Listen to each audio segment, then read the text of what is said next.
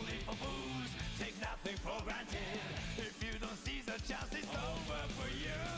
Life never goes the way you want, that's how it is.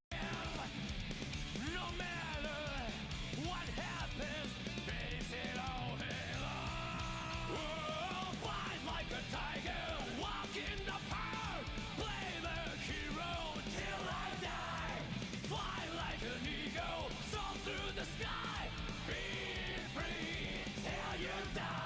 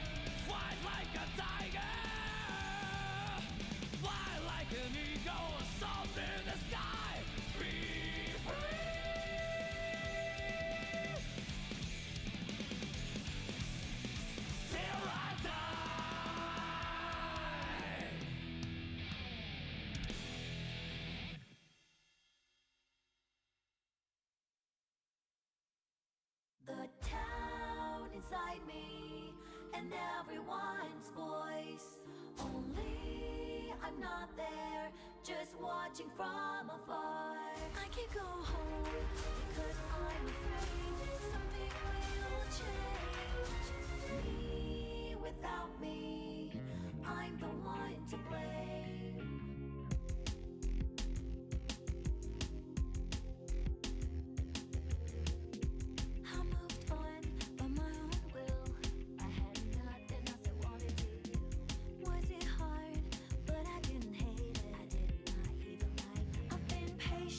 But it was bearable. I've had the gray haze for a long time though. I never found out what it was. It's my stress, that's for sure. I never wanted to run away. I was very motivated. Then what is this feeling? Who would I ask? I've been patient, but it was bearable. I've had the gray haze for a long time though. I never found out what it was. I taste like vegetables I don't like. The town inside me and everyone's voice. Only I'm not there, just watching from afar. I can go home, cause I'm afraid something will change. Me without me, I'm the one to blame.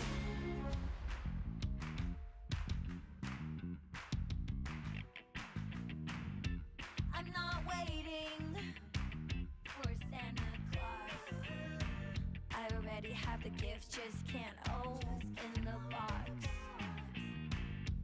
I know all about it, no one can solve it unless I decide to do something about it. It's not even a case. I've been patient, but it was bearable. I've had the gray haze for a long time though. I never found out what it was. I hate the alarm clock I chose. The town inside me and everyone's voice. Only I'm not there, just watching from afar. I can't go home because I'm afraid something will change.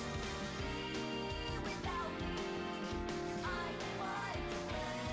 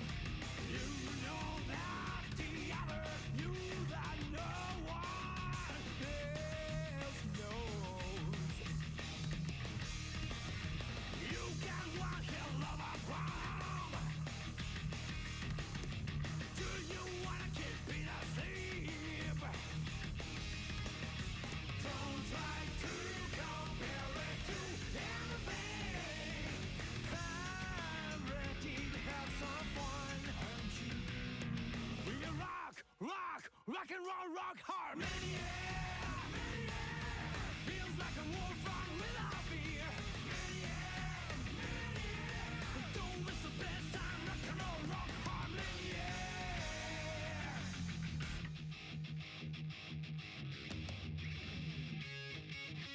Don't hold back, let them laugh at you. I'll go with you if you're straight.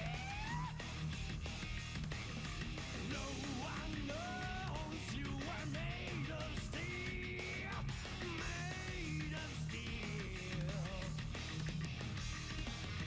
There's a risk, it's called a fuse. It's the faith that ignites the fire. Round and round, all our soul has the tornado. I'm ready to play the fool. We are rock, rock, rock and roll, rock hard, maniac. Feels like a wolf run without fear. Maniac. Don't miss the best time. Rock and roll, rock hard, maniac. Kick those bastards to the curb. Kick those bastards to the curb. Don't try to compare it to anything. Rock, rock, rock and roll, rock. Rock, rock, rock and roll, rock. Rock, rock, rock and roll, rock. Rock, rock, rock and roll, rock. Rock, rock, rock and roll, rock. Rock, rock, rock and roll, rock. How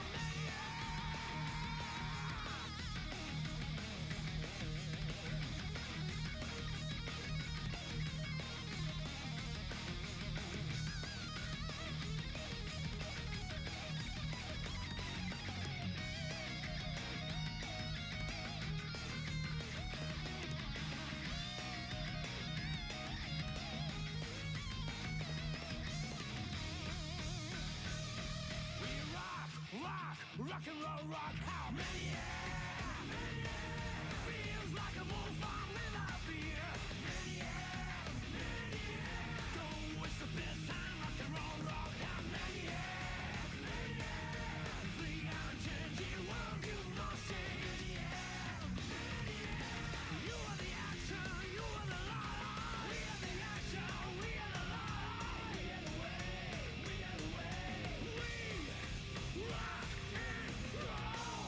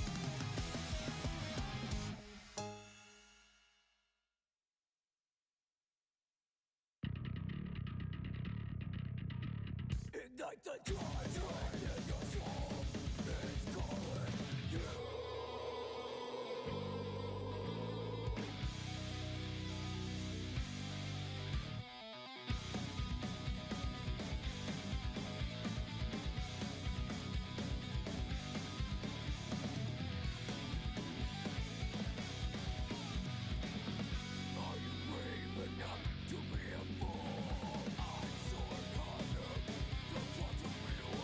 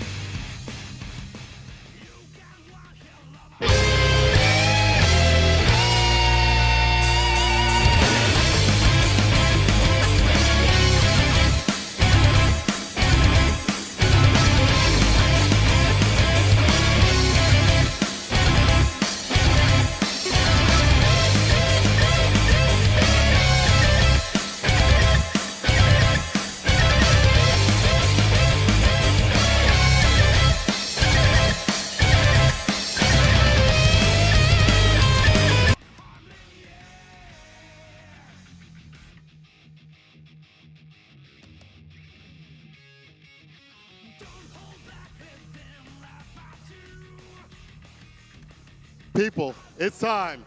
We are live, and I do mean live, with that Guilty Gear Strive Top 8. Are y'all ready? I like that energy, and that energy should be rewarded by maybe another announcement. Do y'all want to hear something new? What's good? Oh, yeah. Let me bring to the stage the Guilty Gear Strive producer, Ken Miyuchi-san! Hello. Hi, everyone else. How are you doing? Is everyone blazing? Yeah, that's what I thought. So you already know what I'm gonna announce here today. The Venom trailer. Are you all ready for it? All right. Then let's play it.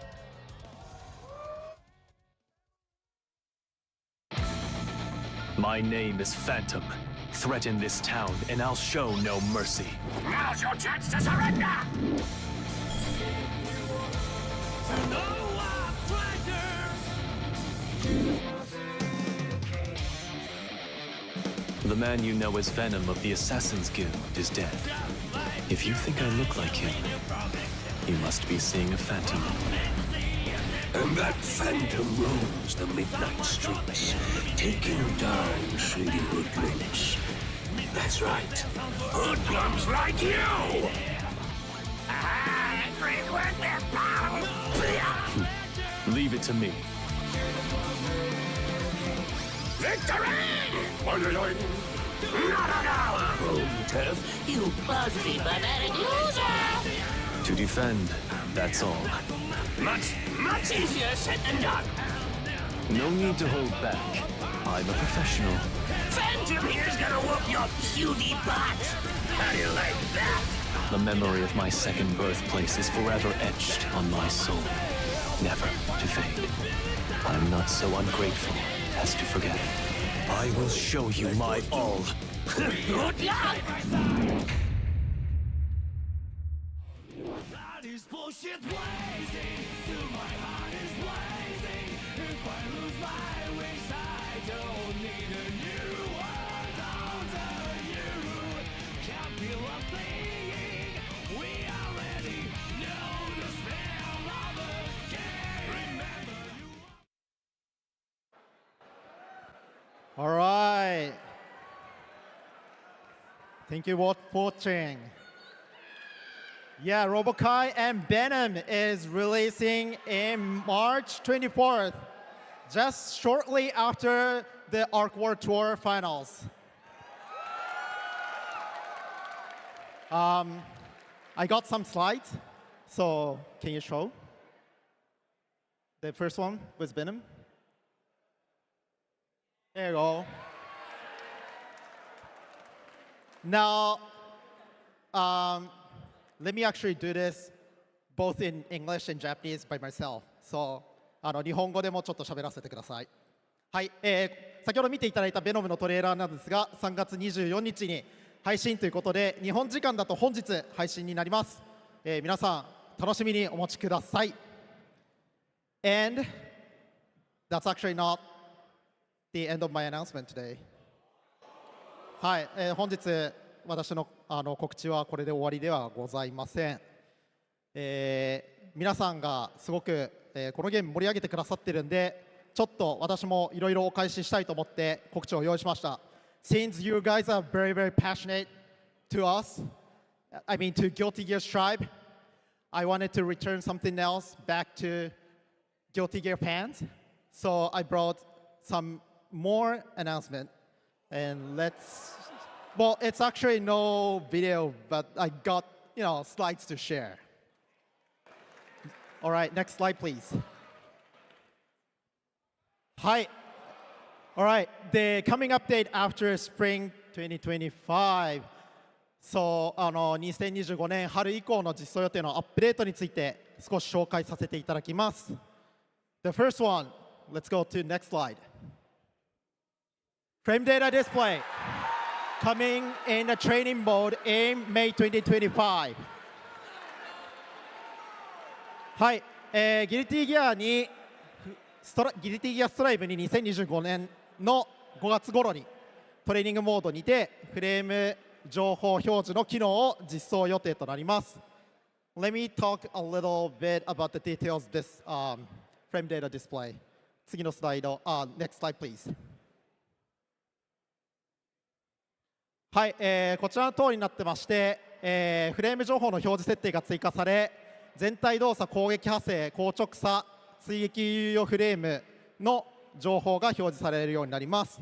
So the frame data display option will be added to the training mode, showing the total frames, the active frames, the frame advantage, and also a follow-up window. はい、こちら数字の情報になるんですけれども、今後もトレーニングモード、どんどん機能を追加していきたいと思っております。So this is just a display numbers in the training mode, but we are still planning to gradually implement more additional features to the training mode. So stay tuned. Thank you. まだあります。And we still have some more to share. 次のスライド、next slide please. はい。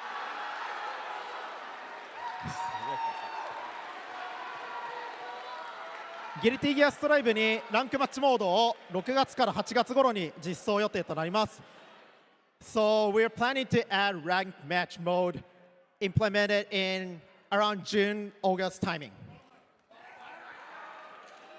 Let me share more details about this. じゃあ次の next slide please. So player will be able to matchmake without going through the online lobby and find the opponent with similar skill level randomly. はい、ロビーを経由せずに同じくらいの強さの対戦相手を探せるモードとなっております。And the ranks are rated per character, not players. So it changes by your win and loses. And the ranks will start from Iron, and we are planning to include total of 7 ranks. はい、ランクに関してはキャラクター個別管理で勝敗で獲得するポイントで変動する予定です。ランクはアイアンから始まって全部で7つを予定しています。And next slide please. Starting from the highest rank Vanquisher, player will compete for rating points within the rank. 最上位のランクとなる闘神からは闘神レートという、レートポイントを競うというような方法を予定しております。So what happens to the rank tower is that we will change its name and it will stay as one of online mode that players can casually compete against opponents with similar skill level. ランクタワーは名称を変えてカジュアルに実力の近い相手と対戦ができるロビー型のオンラインモードとして残ります。Next slide please. Please stay tuned for future updates. 詳細は今後の情報公開をお待ちください。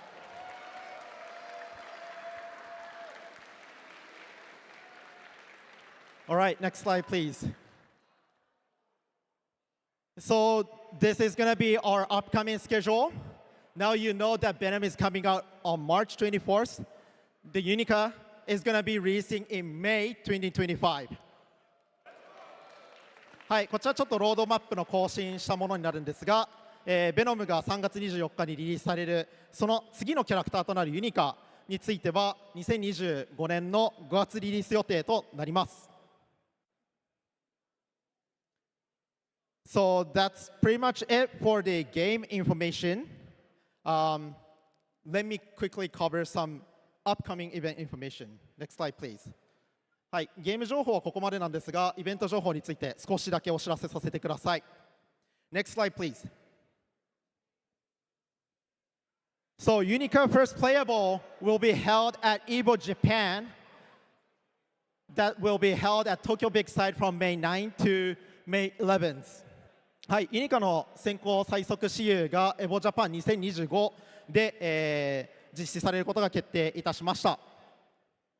こちら詳細は近日の続報をお待ちください。please stay tuned for further update coming soon. はい、続きまして、じゃあ次のスライド、Next slide, please. The Guilty Gear Strive Music Live. The pay live stream ticket is now available at Lawson Ticket. So if you are interested hearing Naoki and Aisha's song, please buy this ticket now. はい、ギルティギアストライブミュージックライブの有料配信チケットが、現在発売中でございます。こちら、発売期間は4月12日までとなっておりまして、アーカイブ視聴できますので、ぜひ皆さんお買い求めください。So the ticket is gonna be available until April 12th, and the actual live is gonna be held on April 5th. You'll be able to watch on the archive as well. はい、that's it for the announcement. Thank you very much.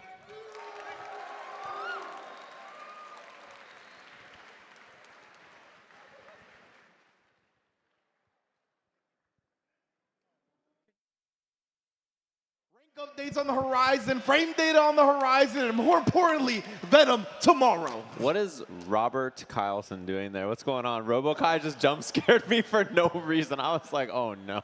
They're doing more than baking bread together now, apparently. Yeah, I didn't realize him and RoboKai were just going to pull up like that. I got jump scared. But I saw all the Venom stuff. I saw Carcass, Mad Struggle, Ball Set. He set 3 balls and then hit him across the screen. Dark Angel. They showed like basically all the Venom stuff I expected. He looked very intact. Like, Yeah. he doesn't look that different from his previous iterations. So yeah, I think a lot of the Venom players already saw Peppery Splash tweeting we're going to be back on Strive. So, you know, they're looking satisfied out the gate. And 3 supers, I think, right? I think we saw the animations for 2 and then the 3rd. They always end the trailer with the super. And you don't get to see the last one on that. So I'm pretty sure we saw 3, right? There was Dark Angel, another one that's just like the ball and it explodes, and then one more that we didn't get to peek at the end there. And also, I'm trying to play Unica at Evo Japan, guys. Like, we got to set up, like, get some footage, make it happen out there. I'm pretty excited about that. But May for her, and then we have some time before Lucy, which is good because I haven't watched the anime yet, guys. Don't tell anybody. Yeah, I know. I got to watch it. Listen. Slacking. I gotta, yeah, that's on the list. Listen, she's not gonna be out for a while. I got time. The backlog is real, 100%, man. But Yeah. yes, incredible announcements all ready to kick off our Guilty Gear Strive top 8, of course. And that's before we've even gotten to talk about the players, how they've gotten here and all of that. It's going to be a star-studded top 8, elite level competition as you've come to expect from the Arc World Tour Finals presented by PlayStation Tournaments, of course. It's going to be a great one. Players from all around the world. Northern California, Southern California. That's a lot of places on the planet. Just saying, on winner side of the bracket, you got to see that. And then, of course, players from Japan and Korea and Brazil. Brazil was getting excited in the chat. I saw the other day come to Brazil. There's lots of great players that are out there that should be really, really exciting for our top 8 action, of course. And we get to all play Venom tomorrow, which is very exciting. I can't wait to do that and also try out the new ranked modes. No more like going up into the tower, swinging my broom. I'm still a broom gamer. Yeah. I don't know about everybody else. That's yeah, fair, I got the that's broom fair. equipped on my character. We're going to take a look at the bracket in a second here to get you all caught up on how everything went. So let's take a peek and see what we're looking at. Our very first match of the top 8, Northern versus Southern California. Jonathan Tenn versus Red Ditto. And then on the other side there, we mentioned Japan versus Brazil. It's Cherara versus Orang. That should be Sin or Kai versus Gold Lewis. Loser side of the bracket, we have Slash all the way out from Saudi Arabia. Tatuma, another Japanese player on the sole bad guy, which, you know, that's kind of how we got here with Slash as well, right? Fighting Tenn in the group, so it's that same exact matchup.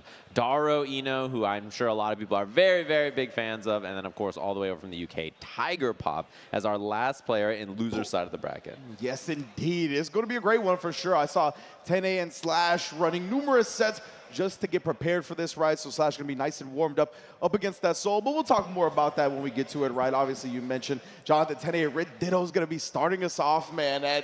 When it pulls at the heartstrings, obviously, Red Ditto from our region, Southern California. But Jonathan Tenn has been instrumental, I think, in really bringing Guilty Gear Strive, evolving it and whatnot. And honestly, really close to my heart as well, just in general. So it's going to be a great one. On the other side, like you said, more of an international affair with Cherara and Ring as well. I mean, that's going to be a barn burner. You're going to be slugging it out with that one because, I mean, I assume he's going to start with Sin. He's going to run into the Gold Lewis, and they're just going to be swinging.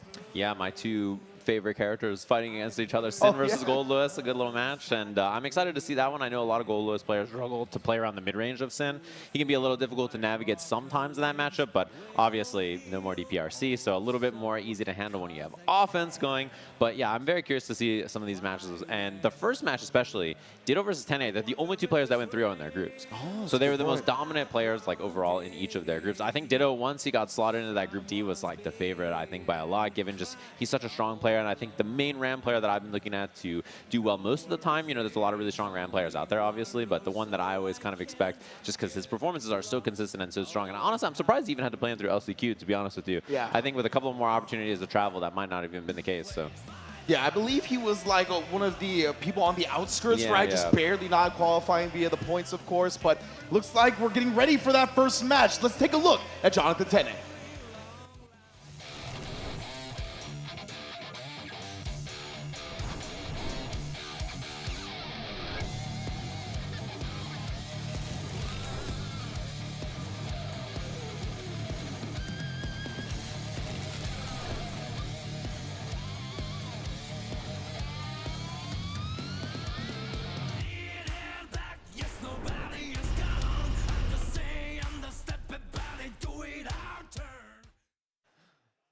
Jonathan Tenn in the building, NorCal's favorite son, gracing the stage. We'll see just how disgusting J Nasty can get. It's going to be a great one, obviously. Coming with the wood-paneled hitbox as well, the patented. I love that he looks so in pain in the first shot in his intro video, and then he's just staring at that sad, sad little Eddie plushie, just like, why? My forgotten son. But of course, let's see who his opponent's going to be. Let's take a look at Red Ditto, our LCQ qualifier.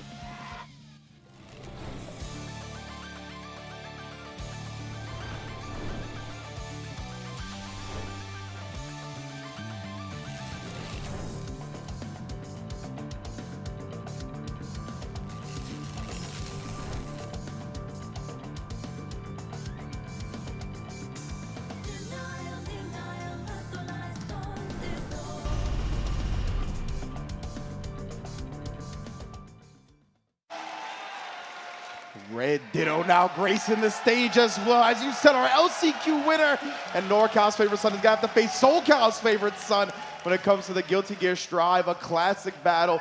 And these two play a lot, talk about the game a lot as well, so it is going to be an intense warfare.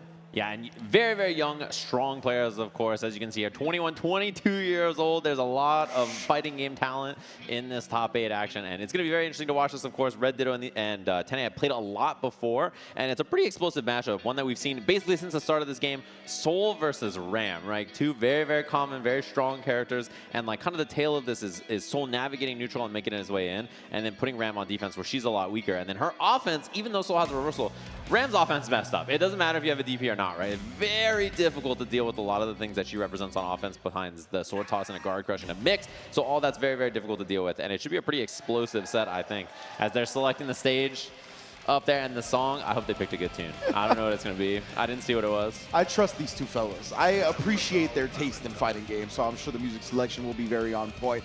As you mentioned, right, even with a reversal, a lot of the guard crush mix-ups are going to prevent Tenn from really getting that out without having to block correctly first. So it's going to be a great one. Oh, the blend check's done? We're going to see. Are we into it? It's going to be Round Star Gambit, Duel 1, Let's Rock. I guess we're going to find out here. Jonathan Tenn versus Red Ditto. The two Americans up on winner's side, and it looks like we're gaming here. Yes, indeed. All right, Red Ditto, Jonathan Tenn. We're already getting to our top 8. And already starting out with a headbutt. Man's got a headband on for a reason. Wild Assault to continue to pressure. One more again. Yeah, in this spot in the corner. No meter, very low, so FD really hard to deal with here. Runs in, looks for the throw, 5K attempt. There's such good light buttons on the side of Ram. The jump does. Trying to keep it burst safe with that. No meter for the super wall break, but really good round start here for Jonathan. He did the rising jump H, right? Wanted to prevent stuff like that with Ram with all his great air-to-air combat, but nonetheless, Red Ditto has him cornered now, and Tenn on 100% tension, using some of it to FD. Has put himself out of that threshold. RC's for the safety, but he's still locked down. Got a guess on the mix. The overhead hits. No burst so far, and choosing to hold it here as there's a wall break for Ditto. 100%. Now we're going back to the neutral here. Neither player at that 50 threshold. Oh, but the whip punish was there. And Ditto knew that was the end of the round. RC and back at you. The purple stuff. The flex shield came out. Oh, and the tap does hits on the way down. Should be the kill here on the sword toss explosion. Round 1. to Red Ditto. Already incredibly close between these two. That's exactly what we're expecting throughout. See Red Ditto checking the pressure. First on the ground, then in the air. So calculated. Yeah, pulls up there, dashing. Oh, that's a huge bait, an immediate burst. And her lights are so good to dash in with, right? Dashing 5K, dashing 2K. Very scary to deal with. Sword misses, and a back throw actually on the 2K there. Wow. Ended up working out big for Tenn here, who takes the corner, staggers up the pressure, and sneaks in a revolver, trying to get Ditto to tech on these run-ups. Oh, and finds a low, immediate hard or wall break on that. And this is such a bad spot early now. Ditto down, and tension's gonna rise for Tenn. What a confirm. Tap dust into the corner, doesn't get the close slash though. Oh, and Tenn, the positive bonus is gone as well here. Got the flex shield available, but he's still just locked out in this corner, trying to gain some space. It's not gonna happen. Confirm it to the Mortabato. Red Ditto already on the board. Yeah, easy peasy confirmed too. Saw it, immediately spent it. And that's the problem. You try to like dash block or escape or fuzzy jump or something, you get clipped one time by something, and it's going to be a full combo wall break every single time. So scared to deal with. Wow, rising jump age, round start gambit there, and Ditto finds a burst timing. Dashes in 2K under the 6S, and now bad spot in the corner here for Tenn. Yeah, both of these players so well calculated. They rarely ever let opportunities pass them by, and another successful DP bait out, and gets the burst as well. Ditto is rolling. Yeah, and brutal to lose not only the burst there, but then Ditto gets positive bonus. So many resources to work with. Tenn has meter advantage though, yeah, so this is big. I like that 2H confirm. HVV does not quite hit the wall, but still such a good spot for Jonathan. What a tech. And what a 6P. Ooh, came out right back at you here. Oh no, dropped the combo a little bit, but it's okay. Picks it right back up. And we already got the wall splat Fafnir for the break as well. 100 tension on Ditto though, you got to be careful. Oh, this is big. Can evade it, and then, yeah, spends the meter because of the positive bonus, and then a whiff. Opportunity here, YRC. Yeah, oh my god. One sword toss mix could do it here. This is so scary now for Jonathan Tenn despite the lead. Walks in, staggers low, looking for the FD, doesn't find it. One gas, and the whiff gets thrown. That was so good from Tenn as well. Just going with a regular jump right. You often see people double jump, the bandit bringer from Soul, all these ways to alter the air trajectory. He just went with a regular jump, threw him off his game. Wow, nice jump over the rock there in that situation, but still recovers in time. Ram still has pressure after no swords here, but still gonna get one back, and now that'll be the wall break immediately. Gives you the swords back, positive bonus, hard knockdown. Ditto really rolling here on this round. Yeah, Tenn might have been waking up with a button right there because of the DP baits before. Might have been trying to look for it again. He's got a burst, or he didn't have to, but felt confident that he could bring back this round. Oh, double BRC, but you get the string up here with the swords anyway, so gonna be 50 tension pretty quick here for Red Ditto. 5K hitting, whiffing on that, and these escape options are, yeah, they're so hard to find. That's gonna be the easy kill, and it's very difficult for Soul to escape the corner because Ram has such good like air-to-air and grounded anti-air 6P options to confirm. Yeah, and Tenn had been having the RC meter to kind of alter the bandit bringer, right? That time he didn't, so Red Ditto was so clean with the anti-air timing, he knew he wasn't gonna be off. Yeah, was gonna look for the corner push there with the 5K 6S right into that, and this is gonna be wall push. This could be a wall break if he wants it. We're gonna see, and he does. Because he gets it with a super, which means advantage on the other side as well. My man Ditto is not taking his foot off the gas. Yeah, and this is gonna be burst available right at the last second. Ditto no bait, but one hit will do it now. Big hit for Tenn, does not commit any meter and gets thrown on Wake Up. Gonna be the wall, gonna be the easy peasy kill on this. Red Ditto up a couple of games just like that. And the look, Tenn gave him the look, and he put his hands in the air like, don't look at me, bro. Don't, not me, bro. Both of these guys having a good time here, but obviously Ditto coming out on the positive end so far. 2-0 already, and Tenn died with 100% tension. You know, that always feels extra bad. Yeah, I like to hit confirm, take the knockdown. Similar to the way Soul does with Fafnir as well. What a whiff punish on the empty jump 2D. Yeah, we're immediately gonna burst out right. Red Ditto wants to keep the screen advantage. Has Tenn towards the corner, but the bandit bringer finally stuffs one of the anti-air attempts. Yeah, Vortex, Fafnir, knockdown, doesn't get the clean hit, but still, very good spot for Tenn now. This is gonna do so much damage. Couple of hits right into the bandit bringer, into the Tyrant Rave, huge damage. One guess will kill. Regular throw kills now, wild throw kills now, and yeah, just dash up 5P, kept it very safe. Wow, what an air throw. Yeah, Red Ditto reading what Jonathan Tenn likes to do. You can see the back jump again, and another air throw, and a bait on the DP. He's got no burst. He's not gonna be able to escape this. He bet it all, and he's still alive on the Magic Pixel. Pixel alive, 50 meter tension, he escapes the DP, the fade away. Oh my goodness, Red Ditto on set point. Just like that, Tenn, he was able to bring back 2 O's yesterday in the group stage, but an instant block on the far S means a throw afterwards. Yeah, IB back throw. Very difficult to deal with there. Oh, and has the hit, gets the confirm into the 2K, and the back jump again, and block on the burst. My, Ditto has just been right every single interaction. Look at the corner carry on this too. Can break the wall, which he doesn't opt to do. DP again, that could have been game losing if it was blocked. And backdash BRC looking for the overhead, doesn't get it. Staggered, and the pressure, nice blocks from Tenn though. The way he's just able to cover all angles, even there, right? Tenn trying to get in on the PRC. Red Ditto already had a blend active to stuff the approach. And now again, the whip punish. Red Ditto cleans up, winner semis 3-0.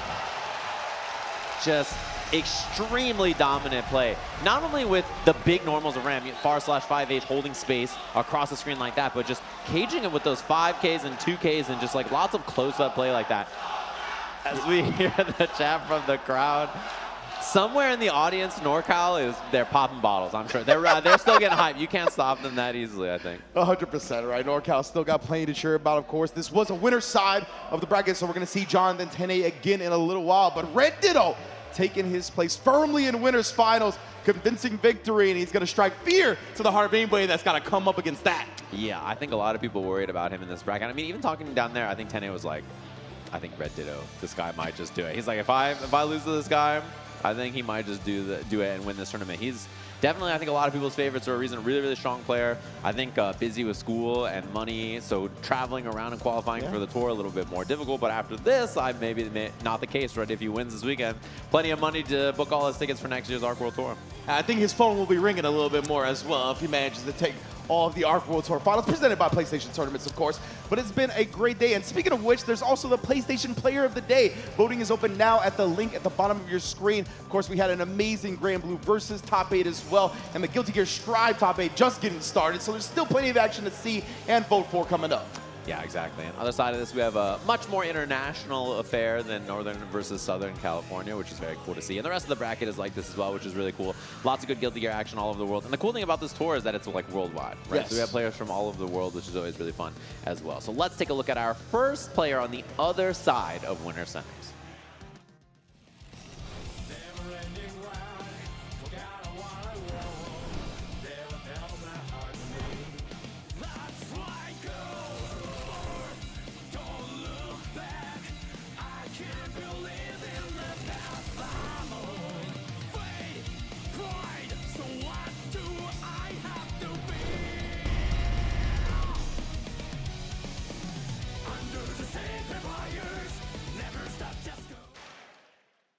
Cherara in the building right now. I'm just loving all the players, like admiring their intro videos. You know, like, damn, I'm sick. No wonder I'm here in Top 8 at Arc World Tour Finals. Definitely an amazing performance to get into this. Had a great showing in his group. Cherara mainly on the Sin as well, which I know is a big crowd pleaser. He's always got the Kai Kisuke, the pops in the back, just in case he needs to handle some different type of business. Yeah, and I kind of have some intel about which character, you know, Rang would prefer to fight against, that's for sure, but we'll have to see once they get locked in as well. So let's take a look at his opponent. All the way from Brazil, Rang.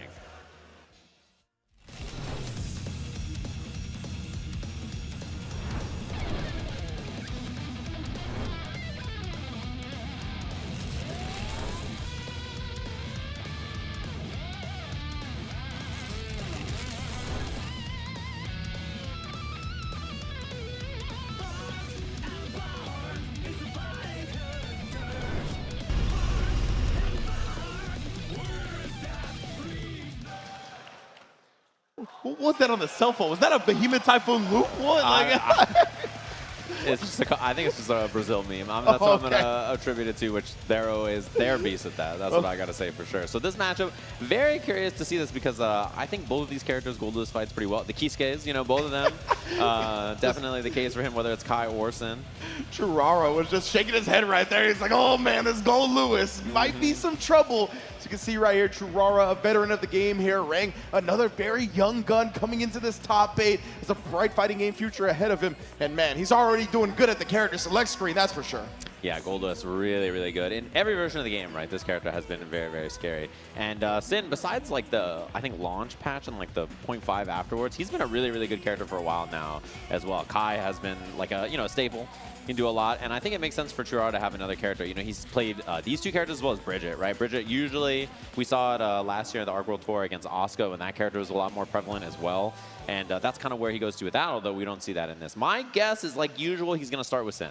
Yeah. It seems like the comfort character, you know, I saw him downstairs, like in the player room, he was warming up both characters. I saw him playing Kai and Sin.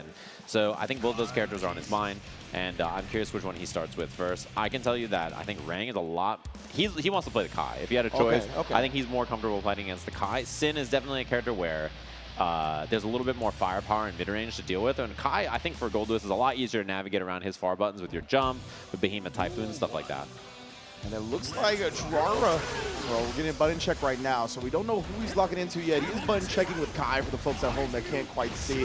So we're going to see if he does stick with this. But yeah, I'm with you, right? If you want to get into that slugfest war that obviously Gold Lewis is always looking for, I think Sin can fight that style pretty well. We might see Cherara try to kind of tame it up a little bit and use the shock state and in general just the projectiles to keep him back. But of course, Gold Lewis has great answers to that as well, right? With the satellite, not really caring about the projectiles. So it is going to be the son of the gear. The growing boy himself, Sin, of course, that we all just saw running around in the anime. Awesome to see this character. I think there's a lot of problems that he can represent in neutral for Gold Lewis, right? Things like dashing 6B and his far slash as well as his 2S. Very, very difficult to deal with raw beak as well. Just whether he can control the air approach in the Behemoths, as we see here. Around start gambit, lots of passive play from Cherara, of course. And then there's that dashing 6B immediately. Yeah, I love Cherara just holding back at the round start, right? Didn't want to make a 99-second gambit up against somebody like Gold Lewis, who's going to really run away with a round so quickly. Like that. And his backdash is so good. One of the big problems is chasing that down near impossible, right? It's so difficult to handle it, and he just runs away, waits out the drone. Man. And he runs under on that. Yeah, he does run under that. He ended up getting negative penalty from all those backdashes. Oh my, this is a massive starter. He kept it very safe with the dashing 2K, but he could have exploded off that. He committed to something bigger.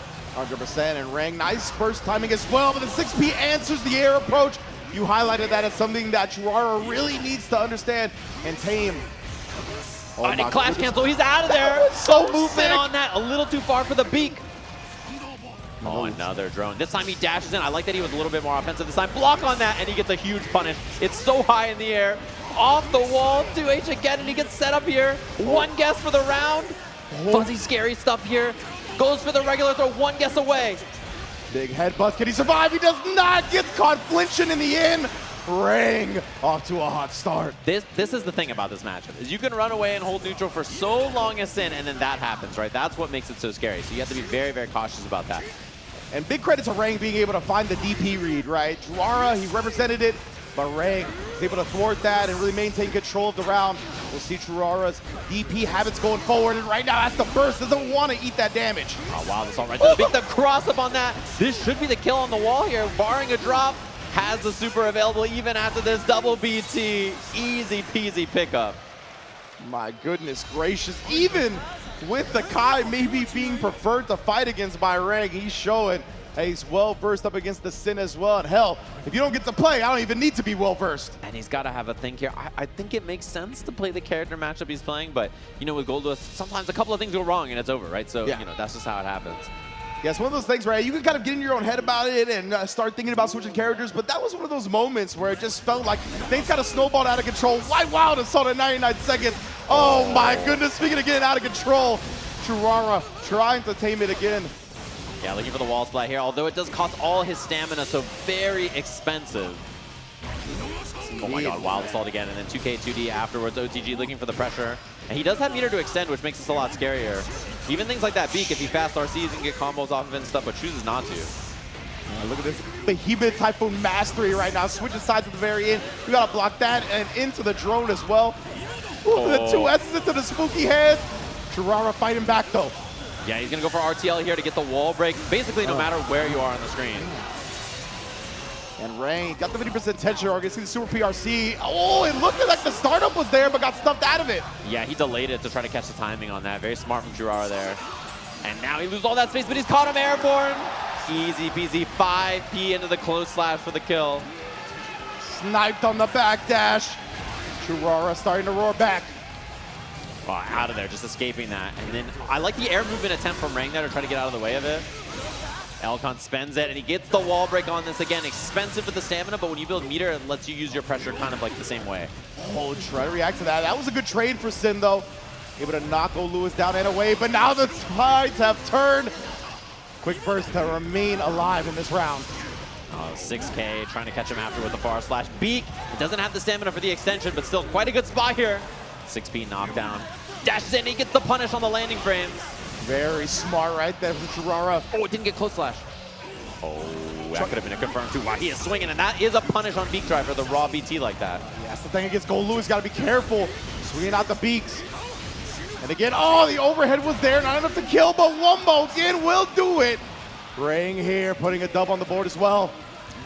Yeah, 6A4 Behemoth being a punish like that. Wow, he really hard called out backdash. Round start, dash up BT to catch it. And what an anti-air as well. The sharpest elbows in the business. Oh, in the front, he is getting mixed, and he hasn't gone cross him yet. This time he does. You knew he was saving that one, and Rang ran away with that round, and a perfect on the board. All smiles as well. He's having a great time going up 2-0. That's what makes this character so dangerous, man. His mix-ups, his offense, so good. It's hard to deal with that. He can save jump and stay in the front. He can go behind with the jump H or Behemoth, right? He has like a couple of options to change it. Very, very difficult. And even if you block it, he's just going to do close slash into BT, right? So like you're stuck no matter what. Precisely. And Cherara, he is locking in the Sid. Obviously, oh, he needs the 3-0 comeback now. Oh, now he's trying to beak more offensively on the ground, and Rang is just jumping over with jump D, which means you got to go back to 6Ps if you're Cherara, but tough spot to be in the corner here. Spaced out overhead Behemoth. Clash canceled. FD is out. Still gets close slashed. And look at this Rang just all over him again. Smothering pressure, whether it's a clash, no matter what it may be. Ready for it. Now on set point already. Oh my. Jump IB. Didn't get the punish on that, but still. The problem is Cherara is really just swinging with far slash a lot here, and there's been a lot of answers from Rang. He's just jumping over and over, and there's the 6P to respond to that. Yeah, now Cherara very low on the calories though, right? So not big rewards coming his way. He's got to buy some time, build it back up, but we've seen the negative penalty before. He gets clipped before he can activate. Jump deep Behemoth again. So difficult to deal with, and he catches him. Oh, not too much damage on that though. 2K 2D knockdown into BT, so it's an OTG. Dang, Cherara's gotten multiple hits this round, but just haven't been able to calculate the big damage. Now finds one, a significant hit. Yeah, and he has super for the kill here. Tyrant Barrel doesn't even have to get the clean hit. Finally a round on the board. Something to stop the momentum here. See if they can continue that, but Rang can yank it back so quickly and so easily with Gold Lewis. Wow, I can't believe Cherara hit far slash again there, knowing that 6P wasn't going to be the response he needed. He's actually RPSing on that kind of interaction pretty well. Yeah, he's really good about responding to that now. I think that's a good adjustment from him. Nice block on the hoof. Great blocks, great defense from Rang, and this has just been the difference, right? Cherara's hits have not been able to add up to what Rang's been able to do. Yeah, and like realistically, his offense is not as good at, wow, that's a huge hit here though. Yeah, immediately gonna spend the super. He didn't have any extra gauge to go for some kind of DP follow-up, so I like that choice a lot. Yeah, huge. That was one of the best ways to get some significant damage. The 2D finally finds the counter hit into the super again. Cherara on the board. And Sin's offense, he has a lot of plus frames, but the mix-up, like the overhead load, not as threatening as some other characters, right? It's like pretty good. He sticks to you, but he doesn't mix in the same way a character like Gold Lewis can and really get the power of the offense. The real strength he needs to win here is neutral. Yes. And his neutral interactions have been going a lot better in that last round. Yeah, that could have been wall break off. Round start, regular hit 6P, by the way, so. Rang definitely concerned about it there. Oh my, what a trade. And he escapes with the double jump.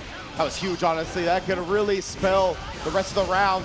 Oh, he gets the combo off that. Didn't quite make it with that micro dash into the 2K. I like that. Looking to fake out overhead low, then finds the hoof. Full launch on this, spending the wild assault to get the break on the wall and takes a bite. Momentum has definitely switched sides now. We get another throw after the tick. Very sick stuff from Cherara. Oh, he went for the tap dust and the big churn on wake up. Glass breaking. That's big damage, and you give Rang one opportunity, fam. Oh, put the guard crush on him, presses afterwards. Great recognition and challenge from Cherara. Yeah, very, very good, especially on big characters who are standing 2B2B 6P like that. While the start of round start, knowing there's some more challenges, and that's the corner position. Could be a wall break if he wants it. He chooses to take the drone instead. So that crosses you up just to bring you back into the corner. The DP finds this mark as well as the overhead afterwards. There's all the stamina he can break with Wild Assault. It went the other way, though. Oh, no. Oh, stagger pressure. He's scared because he doesn't. Wow, what a 6P. He didn't have stamina to go for anything there. And just goes for barrel. He's going to end it quickly to try to keep himself safe. Wild Assault chases him down there. And again, he cannot backdash out of the Behemoth Typhoon. Wow, nice block. Hard to see that. Jump H fuzzy blocked as well. He spends 1 stamina to get the Oki after the DP there. And great challenge. Something very good about Gold Lewis in this matchup. That 2P anti-airing. Dealing with Hoof so well, and that's a kill. Set point now for Rang. Love that as well. You saw Ring with the instant block before the 2P, making sure he stays in range of that button. My goodness, set point just like that once again. Ooh, big jump in. And he caught him stand technique, but he didn't get the kill. Yeah, could have been major damage, honestly. Oh, close slashing over and over. Catch it. This is a big starter. There's a lot of risk here. And not too expensive to get that break on this. Plus, he has the super. Built it just in time. Yeah, Tyrant Barrel there. Nice damage. And the knockdown on this. Stagger pressure again. He has RC for the next mix. So Hoof Stomp very scared to deal with as well. Whip punish. Tyrant Barrel. That's the kill. Cherara, he's adjusted. He's like 2 in a row. Put in the piece up. 1 more is all he needs to bring this comeback to a completion. Amazing stuff right there. Waiting for the Behemoth Typhoon whiff. Cleaning it up with the punish. My man is definitely starting to catch on to the rhythm and choices that Ring is using in the neutral a lot more. Yeah, I really like what we're seeing here, too, because the way you end this matchup is the neutral, right? You need your far slashes, your 6Ps, your dashing close slashes, that kind of stuff to work out for you. And so far, he's made a good adjustment on the timing. I think there was kind of a moment where we saw Rang just recognize that and switch to something else, so a lot more jump D, and then Cherara responding accordingly. Cherara's Oki options as well, not sticking his hand in the blender as much, like doing a great job, even when he gets the little hits, to really maintain the control. Oh my God. Yeah, he DP'd from half a screen away and just got smoked by the Behemoth. Oh my goodness, and this round has fallen apart so quickly for Cherara. Rang, Peck on set point in the blink of an eye. Yeah, and that burst situation was so ugly. He's probably not going to build another one if he gets hit in this round. That kind of round start, we've seen so many times he refuses not to backdash there, and he just gets hit. Oh, miss Behemoth. He can get pressure here. Slight mistake. He could have done Gazelle maybe instead of the follow-up, but he thought it might connect. The 6Ps have been prevalent in the backdash, also getting clipped here. He's going to open the door for the wall splat and the wall break. He built the meter for the super with the dash forward. That was so clean. Yeah, and he got clean hit barrel too. So first time we've even seen him get that in this spot. What a block, knowing that there was going to be something. Gets hit low. That is huge damage, and burst just barely built. Oh, man. We'll see what the RPS option is here. 6P makes it with the jump Behemoth. Got to guess on defense. He was scared of the super because it would have killed him. He pulled all the way up. What a dash all the way in. 6P Rang putting himself in winners finals here at the Arc World Tour. And huge adjustment at the end there, right? Cherara's 6P usage had been so on point, had been really shutting down the air approach from Rang in the latter half of the set to make that adjustment, to make it whiff, get a little bit higher, delay the Behemoth Typhoon. Expert adjustment when he needed it the most.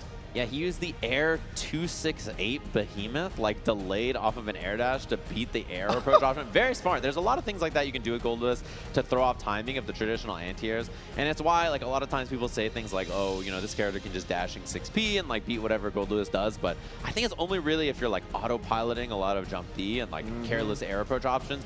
Once you start to get crafty, there's a lot of ways to handle stuff like that. And we saw Rang just employ a really good example of it there. Yeah, acting like that's the end-all be-all to Gold Lewis's air approach. That's not the case, as we just saw right his there. Air options are incredible. I mean, just even stuff air, jump forward, air dash back, land, and then whiff punish Behemoth on 6P, right? Or air dash back into Behemoth to catch, you know, whatever whiff they're doing. There's a lot of really tricky things you can do with this air approach option. Even just empty jump in, catch a whiff, you know, there's a lot of really cool stuff like that. And that's not even with like the speed boost RCs or anything like that, right? We're even ignoring the system mechanics when it comes to all that. So yeah, incredible performance from Rang, taking his spot in winners finals. The gold against Red Ditto, that's going to be a crazy one. But now we got to get to the losers side affair. And I believe we're going to start with our boy, Daru.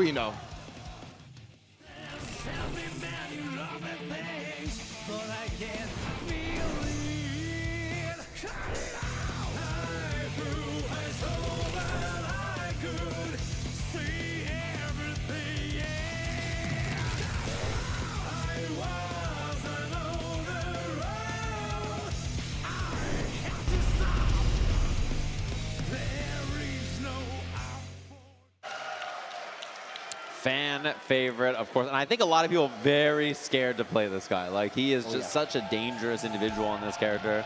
And a lot of people are fans of him, of course, but I think a lot of the players here talking to them, like, who do you want to play the least? A lot of the answers were Daru. A lot of people just like, I don't fight a lot of Inos that are like that, and he's just down to send it in the clutch, which makes him such a scary individual, of course. He's like, what up? It's me, Daru, Yeah, that's the thing about him, right? Not only is his offense so potent, but defensive choices, my man will go wild. Yeah. And it's very, very intimidating to play against that style in tournament, of course. And that is going to be up to his opponent, Tiger Pop.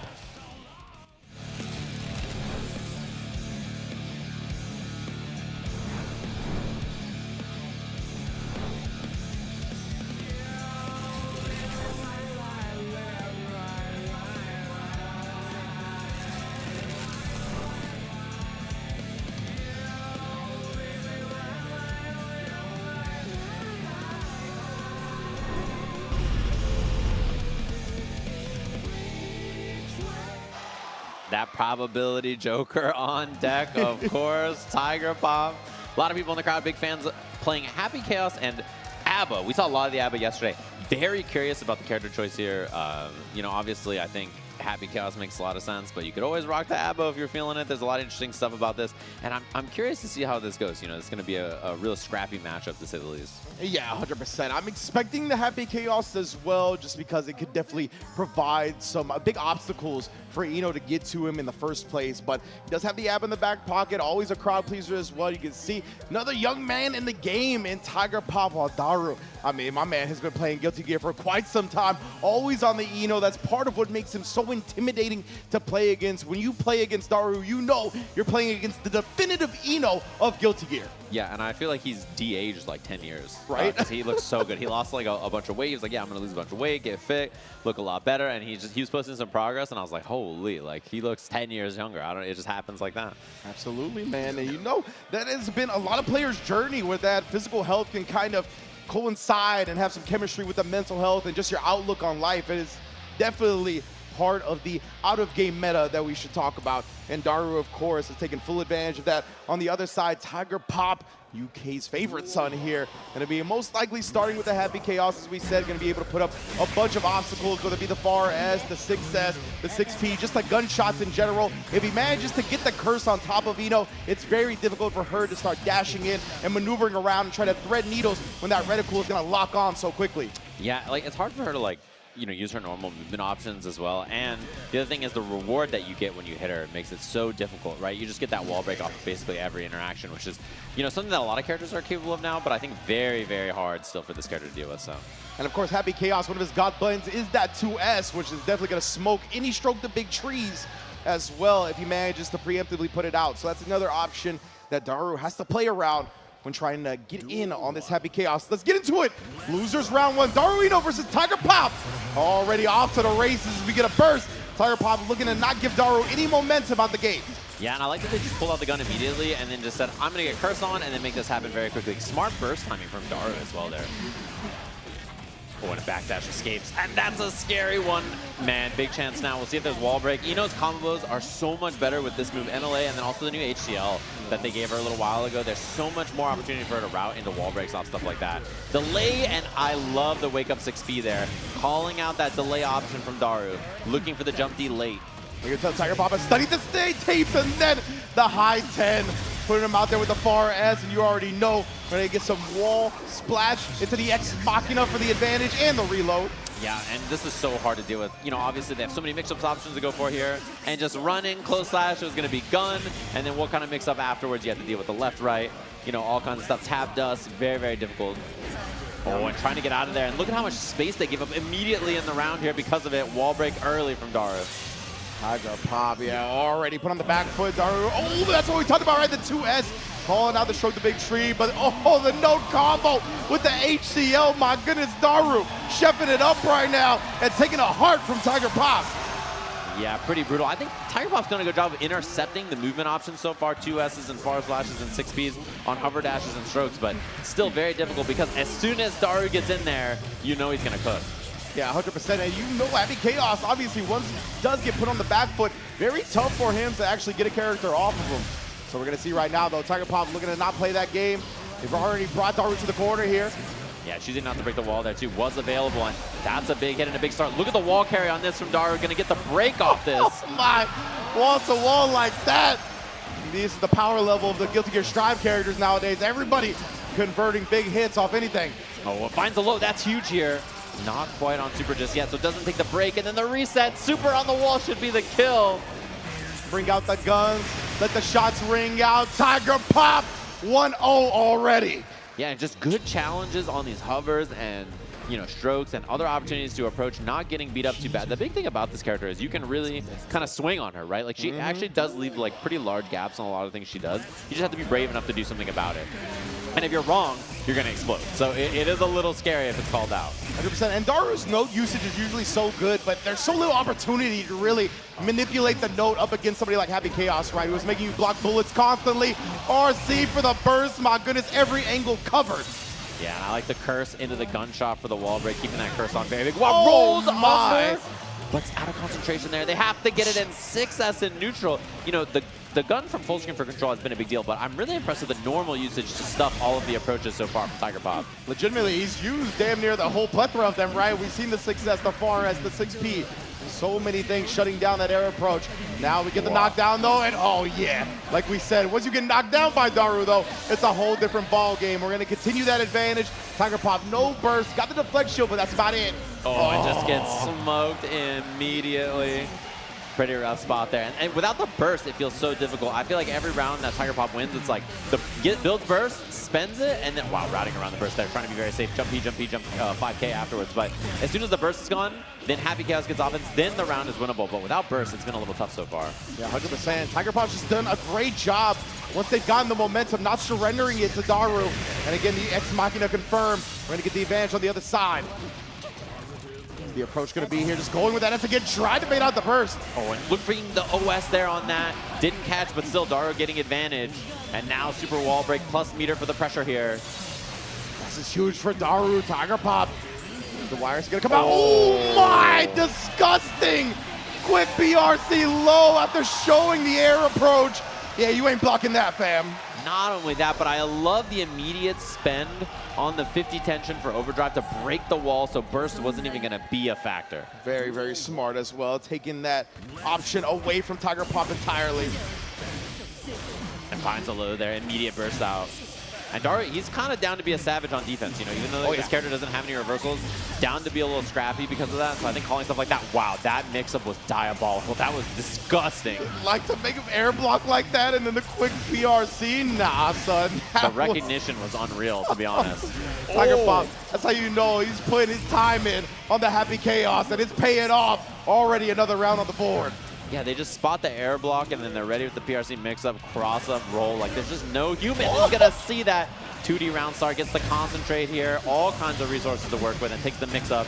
Nice block and the deflect, but hard to get away here, running out of meter because of the FDs. Oh my, it's Tiger Pop. Just looking to smother and suffocate in the corner, and that's exactly what they do. Wall break here, but they're always comfortable in this neutral position, right? Jump 2K! And this should be the wall break. Barely had concentration there, so the super is going to come out. That's the kill. 2-1 Tiger Pop here. Tiger Pop, both of these players so good at their conversions, not letting any opportunities slip through their fingers. We've seen a couple of choices to keep the corner rather than wall break, but besides that, they've been completing every hit that they pick up.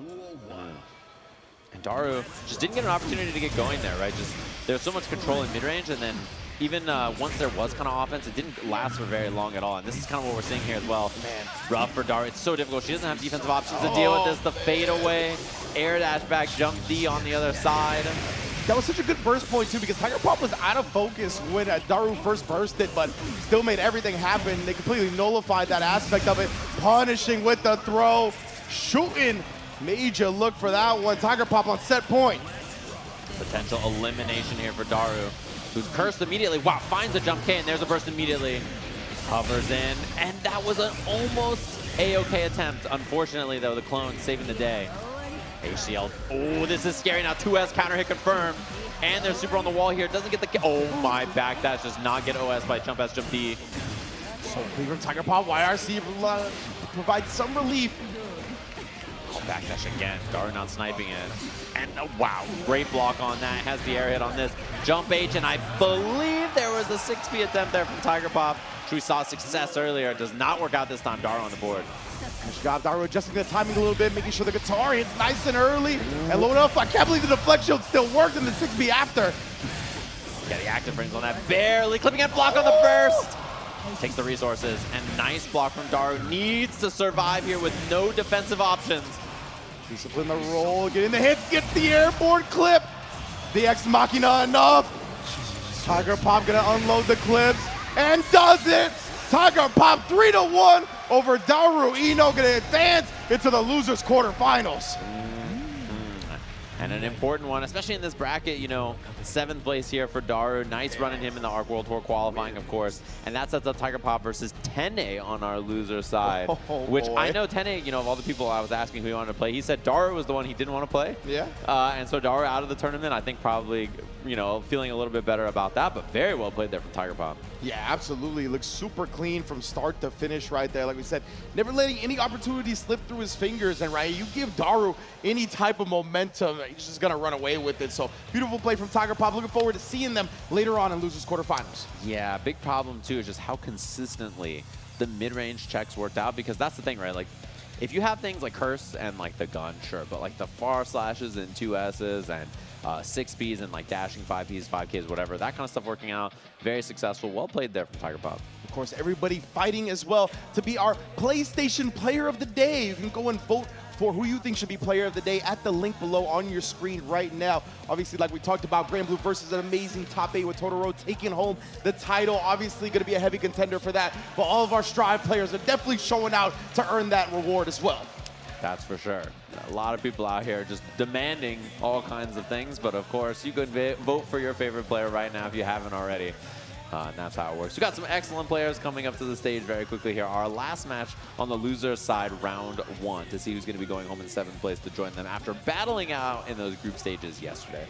Yes, indeed. So let's take a look at our first participant in our last match of the losers round 1, Slash.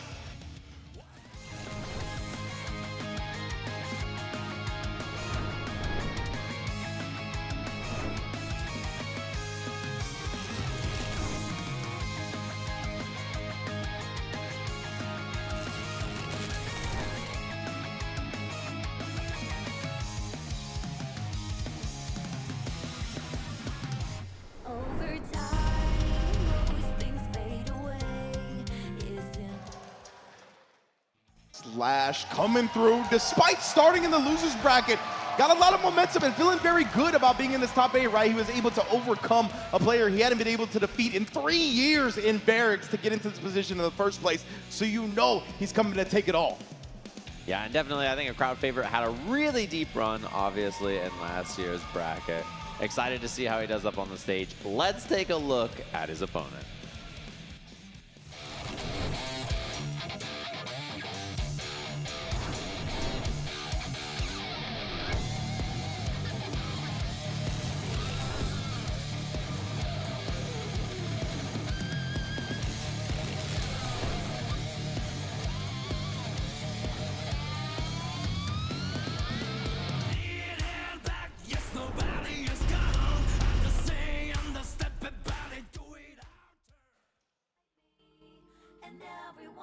Our second solo player here in the top 8, of course. And I saw, as you mentioned earlier, Tenn and Slash, knowing that this is going to be the matchup. Some gaming going on, some prep work, of course. And I think one that's Slash probably very comfortable with. I think he's really good at playing around this kind of matchup. And I think like fighting around characters who fight in mid-range like this tends to be something that he's usually pretty comfortable with, you know? And a character like Soul who has to kind of pull up and deal with what Mei is representing in mid-range. Her buttons are great. She has 5K and 5H and far slash. Lots of good air approach options, or 2S as well. So there's a lot of good stuff for her to stick out in the middle of the screen here. So we see Saudi Arabia versus Japan, our worldwide affair here. Mei versus Seoul, and both of them making it in on some points. Yeah, I really favor Slash when it comes to the type of play style that Tatuma brings to the table as well, right? You mentioned how good Mei is up against those characters that want to scrap in the mid-range. I think Slash has really embraced that aspect of the character as well, and it's excelled at that as a player. So Tatuma, a player and a character with Soul, that's going to be a bit more aggressive than somebody like Tenn, is definitely going to be playing into Slash's hands, at least in my opinion, but we'll see if he's able to kind of adjust some of the game plan, bait out some of these big normals, and have the timing to punish them, because that's one of the big problems for Soul in this matchup, right? You mentioned the lights, the big buttons that can be swung, but the lights are very difficult to whiff punish. The far S is difficult to whiff punish. So Tatuma is going to have to be super on point to take big advantages. Now, Soul does have better hit confirms, right? If he does manage to find those whiff punishes off the Vortex confirm, but we'll see if that's in the cards. Yeah, exactly. And the other thing too is like Slash so comfortable in this matchup, played a lot of Souls in his life. So and many. Not a lot of Mei players on this level, just on the planet, right? Like this is a character that's very hard to find. I think about this way with a few of the characters in the game. We just talked about it with Daru as well, right? Where the advantage of just being on a character that's not represented as much at this level means finding someone who is like at this level of play, you know, does all the setups, does all the stuff, and then but is that level of a solid player is very, very difficult. Yeah, 100%. And that's the real, I think, dirty aspect about Slash's Mei is, of course, he's super good at the neutral and just putting out the buttons and converting off of them. But his mix-up game on this character, I mean, is second to none. Makes her look like one of the most dangerous and nastiest mix-up characters in the game. So if you ever give him a knockdown, he's got tension behind it. Good luck getting your turn back. Yeah, Dolphin Hawk just offers so much for her to deal with in her air dash mix-up afterwards. And you can left-right on it. Very, very tough to stop. But, you know, defensively, she can have a lot of problems in this matchup as well if Soul gets going. So that's kind of just the thing you have to watch out for. We'll see if that's the case. Locked and loaded. His slash on the Mei. Tatuma on Soul, bad guy, all the way out here from Japan. Obviously, a couple of them qualified into the top 8. We'll have to see. Winner of this is going to be fighting Cherara in the loser side of the bracket. Yeah, I believe, if I'm not mistaken, I don't know if it was high. I think it was Incross, actually, that put out that both tournaments so far were first and second Japan and then third and fourth American. So we definitely have the potential for something similar here in our Guilty Gear Strive bracket as well. We're going to see if Tatuma can progress past Slash to start getting that storyline and that narrative complete. But yeah, man, in addition to that, I'm always looking for people or how people use their burst meter up against Slash as well, right? Mei's so good at baiting the burst, Slash himself so good at reacting to burst and just RCing into safety. So I want to see if Tatuma's willing to spin some wild assaults early, if we're going to see the flex shields rather than any type of saving of the burst. Always something I'm looking forward to. Yeah, and it's going to be an explosive matchup. These two characters, very high damage, very good at just smoking each other. And defense on the side of Soul, he does have, obviously, a DP, but if it gets baited, it can be a bad time. So something you have to watch out for, and Slash willing to play passive around it. Same thing can't be said for Mei, right? Obviously on defense, she's going to have to deal with the things that Soul represents by just using system mechanics and her 4-frame button, so you got to be very careful about that. Oh, big catch here. Fafnir taking the RC, can take the wall break here, which is what he does. Yes, indeed. Now, your brain has become a crystal ball, huh? This clean DP call out. I mean, it's just you got to do it sometimes, right? You have to represent it and put it in that mindset there. So I think it makes a lot of sense for Tatuma to look for it. Wow. That was a super sick instant block of the Dolphin as well. Kept them close, so the RPS favored Tatuma, and Soul gets the throw and gets the OTG for the kill. Yeah, something he's been doing a lot is just throw instant PRC, right? Just because if you're whiffing on it, then that makes you safe, and then if not, he gets the combo anywhere there. So something we've seen him do a lot of success with this weekend. Yes, oh, and that's the reason why Fuzzy jumping out so strong and makes it very scary to commit to sometimes. Oh my goodness, into the counter hit starter. You already know the life is gonna melt before your eyes. Battle Orca, hardened by war. Yeah, mixed time now in the front, tapped us, nicely blocked. And you can see the close slash recover. Wow, the TP is coming out during the slowdown. Oh my goodness, bro, that's tough. That is super heartbreaking for Tatuma. Taking the command grab, pushes to the wall here with that dash 5P combo, and that's the break. Indeed, now what's Slash gonna do on the other end here? We're swinging in case Tatuma felt frisky, and then whiff punishing the 6P attempt with a slide. Oh, Dolphin right back in. You thought the pressure was over. What a counter poke. Yeah, didn't get the third close slash there. So, oh, what a throw bait. Oh my. Slash took so much damage on that. One whiff throw, and suddenly this is a very winnable round, and how you burst here is so important. Anybody's game here, finds the burst point. And Tatuma was just not respecting the burst at all. Just said, I'm going to do my combo no matter what. This could be a wall break if there's no burst. And there it is, one hit apiece here. Meter for Soul, catches the Bandit Revolver and takes the OTG. The Revolver, bro. What size shoe Soul wear? hit May at the very tip of the boot. I Big cannot break. believe it. How did Bandit Revolver even hit? That's like half screen away. What? The big boot, bruh. May swinging into it. And now already a burst out from Slash again. Again, it's so important for these players not to give the other momentum. And of course, earlier you burst, earlier you're building it back. Yeah, and taking the RC here to get the wall break on this. Huge damage, positive bonus, really good spot to be here. You just wait for the meter to come up and then you can send it with 50. And then you see the patience waiting.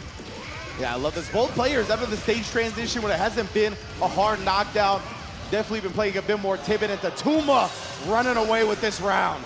Yeah, and just getting that auto wall stick HVV there is brutal. It means so much damage with a positive bonus buff.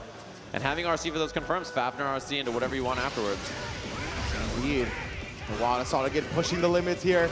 Trying to trap Slash in this corner. You see the FDs come out, the IBs, anything to relieve some of this pressure, and does so. Wow, what a whip punish. The matchup knowledge on that 5K 6H right there. No, doesn't get the break on that. Indeed, I mean, Slash has the corner. You see the dash blocks right there, and then the dash pull up with the S. Trying to find something. This could be a dash. Oh, misses the air throw. Tatuma moving too quick. And RC is available here. That's why he goes for the throw. Clean hit VV, and this is going to be wall break, one guess away. So good. The wrist gauge was really cranked there as well, which made up for the proration on the scaled throw. Super sick from Tatuma. I love the calculations. And the quick RC low after showing him the Bandit Revolver first hit. Man, this soul is going off. Yeah, he's fiery right now. And just really showing good matchup knowledge in a lot of these scenarios against Slash as well. The whip punishes and the back dashes. The Totsugeki chat in the crowd. Yeah, even penetrating through Slash's headphones, you can see the smile from the crowd, trying to let out a sigh and play a little bit more loose. Started with Dolphin. Here in the crowd, he's like, all right, I'll try it. It's like actual backseating. He's like, all right, I'll try it. Why not? The IRL Twitch chat, baby, Slash, listening to him. But much like when you're at home, I don't know if they're giving you the best advice. No, I like it. Dashing in. Oh, big counter hit starter here. Could be the wall on this. Going for setup here. Oh, air dash miss, and now in the corner, and now going to be the break here. And I don't imagine we'll see a burst. Yeah, I don't think so. Gonna save the heroism for another time. The Tyrant Rave puts him on life support. Tatuma looking to close it out, and even with the FD, Dust still manages to connect. Yeah. And blocking that would have been big. Slash had meter, and then, you know, he couldn't keep it safe with anything, but wow, 5H barely reaching there too. Yeah. Stringing him up, wild throws. A lot of wrist still on there. Oh man, very, very scary. Oh, and anti-air so scary. Jump H whip. Slash patient to try to get out of the corner until those double dolphins. 5H is cranking the wrist gauge, and again, look at this. Oh my, help, it's red. Oh, you're in the wrong neighborhood, fam. One hit now is death for Slash. It's very scary. Burst available. Gotta be so careful. Gold burst blocked. Doesn't get him out of the corner though. And doesn't get the positive bonus either because it was all blocked up. Tatuma, man, these instant blocks of the Totsugekis as well. Oh, and Gunflame cancel, not challenged, but Slash with an opportunity now. OTG Dolphin 16, a backdash with punish again. And the jump back, no punish on the wild throw. Trying to take advantage of Tatuma's defense. He looked for the throw, but Tatuma finds the hit here. He's going to be able to get the wall splat. Will it be enough? The Japanese guts cannot save May at Tatuma. Convincing performance, 3-0 into losers quarters. Yeah, very nicely played there. And just the stagger pressure and situational awareness, like backdashing 5K into 6H and whip punishing so consistently far/BR. Just really sharp and prepared in the matchup there. And you can tell that he had a lot of homework on that. And he was just totally ready. Yeah, absolutely. Really, you usually see Slash make opponents uncomfortable, right? Which is how in your face he can be, the choices that he makes when it comes to the neutral and the button placement of him. A lot of the time it makes players step back for a second and kind of readjust how they're gonna approach. Tatuma was just clean the whole time, knew what was coming. When he got put into block strings, he was able to navigate effectively. Just incredible, incredible performance, both offense and defensive. Yeah, and that means we're gonna get to see him obviously fight the other Japanese player in loser side here. Him versus Cherara are gonna be our next match. And they were warming up today, by the way. I saw them playing together backstage, so those two were playing, and it was looking good for Tatuma from what I saw. So we'll have to see if that's the case once they get a chance to play in this bracket, of course. So we're going to have our losers matches and jump up there for winners finals after that, for those of you keeping track at home. But hopefully you've been enjoying our top 8 action. That's 4 matches so far. I owe some people some guac, so we're going to take a very quick break, and we'll be back with more Guilty Gear Strive right after this.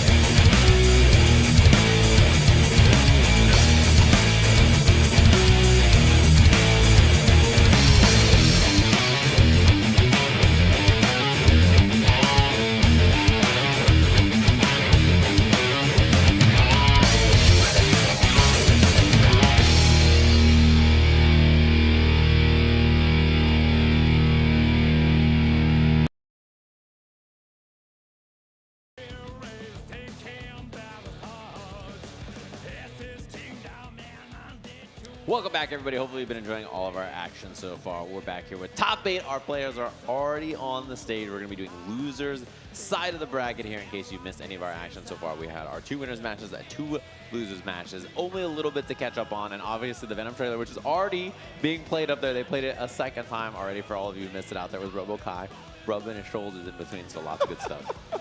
Most definitely. So let's take a look at that top 8 bracket and how it's progressed so far. Of course, our winners finals is nailed down with Red Ditto and Rang going to be duking it out to take advantage for the grand finals winner side, of course. But we got losers action to take care of first with Cherara and Tatuma going up against each other. The Japan battle, as you mentioned, and then Jonathan Tenn and Tiger Pop, which is what we're going to be kicking off with next. Yeah, and let's take a look at those two head-to-head here. Of course, curious about the character selection that we're going to see from Tiger Pop as well. Obviously has access to both Happy Chaos and ABBA, which are both very formidable characters. I think either one is possible here. And the cool thing about them is they just jump between the two depending on how everything's looking, how they're feeling, all that, of course. And we love the oops, Joker. You know, if you're Balatro fans out there holding it up, get Most those definitely. better odds. Improves your odds, which is, I think, everybody's hopes in a fighting game. 100%. I mean, it was just so fitting, the fact that this was his pose and the way his group played out. Most definitely Oh my God. came into play, to say the least. But yeah, now we're going to get Jonathan Tenn and Tiger Pop, both of them ready and rearing to go. And yeah, I'm interested, man. It looks like right now, at least, that Tiger Pop is going to be locking in the ABBA to start it off, which makes sense to me, right? Jonathan Tenn is extremely good at pulling up with Soul, going with the 6 S's and whatnot. But I believe we are getting a button check beforehand, right? Both of these players just making sure everything is clean before going into it. But I am expecting the ABBA to start. I like the denim ABBA too. Big fan of that, of course. And Jonathan's button check was walking back full screen. Just like, oh, my buttons are good, bro. Put the buttons in the bag. The buttons in the bag. Let's get to business. Both of them gonna get this one started. And remember, we are in losers bracket, so no more safety nets. This is both of their second chances. Winner moves on. Losers tournament life is over. Yeah, and that clean performance earlier from Red Ditto, obviously, sending Jonathan here, so we'll see what it's going to be. Giving some space early, and this is where ABBA's very scary. Yeah, activates immediately. Overhead nicely blocked from Tenn. Caught a burst to preserve some of that jealousy gauge, and double overhead blocked, uninstalled. The last second there, that was going to be a key grab for even more resources, so I think a wise burst from Tenn as the cross-up jump H hits. Nicely blocked in the fuzzy anyway. All the overheads blocked so far, right? Tenn knows that once the install happens for ABBA, she is an overhead merchant. That's exactly where she's going to be looking to farm up, and Tenn preventing all that so far. BRC backdash catches them slipping. Very nicely done. Didn't get the clean hit there, but that's going to be a wall splat on this, and close to killing. Wow. It's not quite enough. Another shot here for Tiger Pop. Has resources, but the 6H, the slab. One of those things, right? On stage transition, you immediately got to deal with that. It's just so fast. Perfect distance to where the characters are left at as well. And Jonathan Tenn, once again, picking up this work in the corner. Didn't get punished for that whiff throw either. Oh, no combo off that. Caught the backdash there, 2H. Gonna be close slash into the mix up here. Fuzzy stuff, knowing it's coming, holding that FD. I love the 2S. Fishing for that as well. Uninstall back into the key grab. Goes low this time. Instead, uninstall key grab on the wall to build those resources back up. Yeah, literally every high option has been blocked, right? So Tiger Pop starting to switch it up a little bit. Showed an empty low. We'll see if that opens the door for some overheads later, but instead the Volcanic Viper with the stop to everything. And again, the overhead, nice, quick RC low. Definitely starting to switch it up. Now looking towards the Fuzzy for the completion. Yeah, and the nice thing about ABBA as well is that 2K2D into Donzai launches, so you get the combo on it right away immediately. So you get the combo either way, whether it's fuzzy overhead or low jump H hitting. Where's the burst? Right on the Donzai there, which makes a lot of sense. Yes, indeed, and now got ABBA in the corner here. No more jealousy. Brutal spot now. Tenn can just kind of wait this out. And then the counter hit lands. No gauge built on that, though, until right now. Overhead hits. I'm sure we'll see Rekka or key grab here. And once again comes through and yeah, builds so much meter in that process. Now Tiger Pop can get a little bit ignorant, but too far spaced out, and Tenn takes advantage with the whip punish. Yeah, gonna be out of jealousy rage very soon here. Tenn just keeps the string up and knock down into that. Waits for the jealousy to pop to get the meaty after. It was composed right there. Literally no movement. Gets the wall stick and the kill. Jonathan Tenn, first game on the board. And you see the stress on that head shake, just like, oh god. Just, you know, the perfect spacing too, like that overhead whiffs on ABBA, and then 2K2D was the party starter for Tenn. Most definitely, and now putting the gunflame out as well while she's outside of jealousy. Making sure that he can't just use the 6K for free. Yeah, oh, had the far slash, didn't confirm it there. Dashing 2K. Tiger Pop trying to make something happen. Huge counter hit confirmed. Resets, jumps in, gets the pressure, and DP on Wake Up does work out for Tenn. Challenging now. It's a scary thing for her to have to deal with as well, and Jealousy going to be running out here at the very end. I love the immediate Bandit Revolver afterwards as well, right? Since she's in Jealousy, you know that Tiger Pop is going to want to push that advantage. So Tenn made him in the middle. Oh, but this time the DP nowhere to be found. Nice bait on that all the way to the wall here. Doesn't get the splat, but the tap does for the kill. Nicely done from Tiger Pop, managing those resources perfectly all the way to the corner. Couple of love taps with the key to end it. Now both players here hesitating around start while Assault to see the FDs come out. Yeah, 5H activates something we've seen a lot. Knockdown here, takes the uninstall. Went for the key grab meaty, but immediate DP from Tenn. Oh my goodness, the Bandit Breeder also taking advantage of Tiger Pop trying to push the issue. Open the ball high, and that's why we're gonna get the burst. Oh, she's so fast and jealous. Dude, that jump H hit from so far away. 2H, no go on that. Trade on this. There could be a combo. Yeah, that's a combo into even more resources, which is brutal to get hit by for Tenn here. And baits the DP, same setup again. Don's eye for the wall break, so can't build the resources properly. Tenn here. Oh, goes to the Night Raid. What a call out. Yeah, and gonna be out of Jealousy rage here very quickly. So Tenn just gets the string up here and wait. Gunflame feint and the throw after. I love the decision making. Block on the super, pops it. One chance here. What a block. 2K, 2D, the IBFD again, twice there from Tiger Pop. What a call out on the 6P. Yeah, to beat the Bandit Revolver right there, shutting down the approach from Tenn. Both of these players are doing a great job at recognizing each other's patterns, seeing how they're sequencing their offense. And that 5H is such a difficult move to deal with. Huge whip punish there. It's going to be Rekka knocked down into more. Whip punish again into the Rekka. Pulls up and just taps does something we've been seeing a lot this weekend so far. Key grab on the wall, full Jealousy. Oh my goodness, you're going to have to deal with all the ignorance now. So Tiger Pop wants to start bringing out the Don's eyes. Not going to, though. At least not immediately. Oh, I wonder what the look was there from Tiger Pop. RC up, didn't get whatever it was supposed to be afterwards. Backdash is looking for the Jealousy with the 2H there. Trying to catch you low. Finishes the Rekka, and that's a punish out of Jealousy now. Indeed, John can have a big opportunity. YRC, ooh, it's the dash up throw. Even with the OTG, it's not enough. Nicely blocked in the 2K challenge. Seeing that Jonathan was going to try to take some space there, right? Needed a comeback, so I think smart to recognize that. Yeah, absolutely. Tiger Pop very smart to go with that. Jonathan obviously was trying to pull up with the S, wanted something juicier than a light. Nice, finds a throw as well. Dashing, looking for more offense here. Out of Jealousy, going to be 50-50. Finds the low, immediate wall break on that. Yeah, of course, Jonathan always with the dash up 2K, 2D for the low as well to get the clean Volcanic Viper. Not quite the combo on the corner here. What a 6P again. Knowing it's coming, it can fill up the resources and get that Jealousy. Pops it, dashing in far slash. And the Vortex again. And I'm sure there's probably not going to be a burst here. Saving it for the next round. And burst so important for Ava because burst in an install is just a huge swing in any round. So saving it like that makes a lot of sense. Round start with punish. Key grab meaty, gets DP'd immediately there. Tenn willing to use the wall assault right there. He wanted the wall splat on the Volcanic Viper. Finding it now. Be able to get the wall break with the Titans. Hey. Tiger Pop in. Trying to get active on defense there and swinging and not working out. Jealousy about to be out. Second hit overhead. RC available for the kill. Should be no problems here. Tenn, 2-1 in the set. Bouncing back from that second game loss, right? Saw Tiger Pop really start to figure out a lot of the way Jonathan was structuring his offense. That's why we see some adjustments here. Not as many Bandit Revolvers. Looking for some more whiff punishes of his own. Now, of course, the wall and assault. So, yeah, force the issue. A couple of instant blocks still will not get you away and out of the situation. Going all in on that. Nicely blocked from the low. Now, Tiger Pop, big opportunity. Yeah, activates immediately the whip punish. And there's no burst available because of the double wild assault earlier. So, huge combo. Don's Eye can be whatever ender you want into the wall, into rebuilding that gauge with a super here. So, in Jealousy, 80% on that. Fuzzy's going to be incoming. And the backdash BRC to escape. It was all off 1-6S whip punish as well, right? Look at that time, barely hitting on the tip. So much of this set has been determined by the spacing of that button. The end of Jealousy here. Whip on that, and you can see the far slash coming. So the instant block just goes with a 2K afterwards, right? Tiger Pop has been challenging most of the time there. Not gonna allow him to this time, and the burst is out. Tiger Pop confident he can bring this one back even without Jealousy meter. Gonna build back a lot of meter there, and runs up for this. RC's available. Don's Eye gonna be out of Jealousy.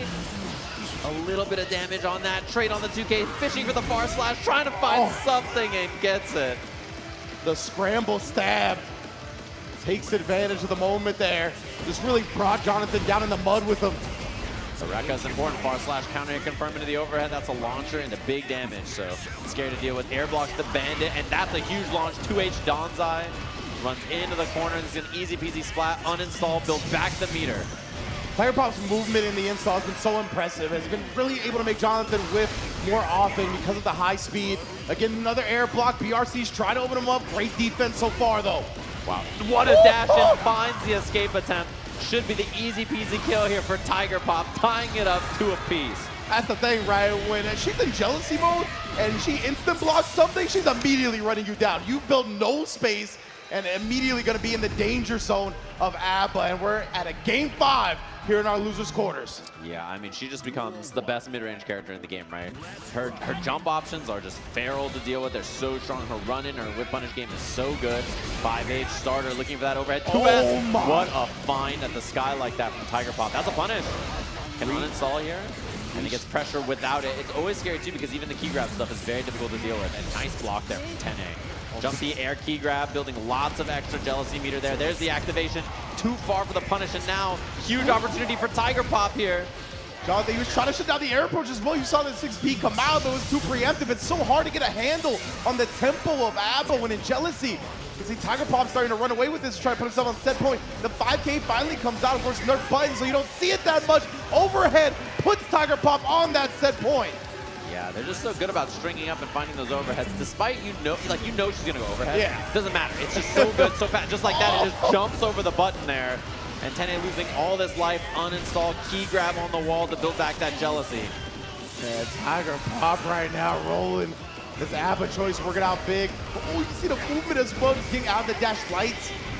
PK2D Donsai does not go for anything off the guard crush.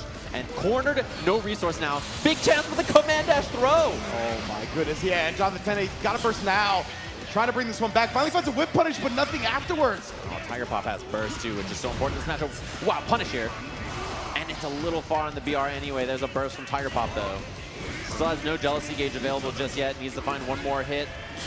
Yeah, he's been blocking the lows after the Bandit Revolver RC mix so effectively too. The 2S counter poke though.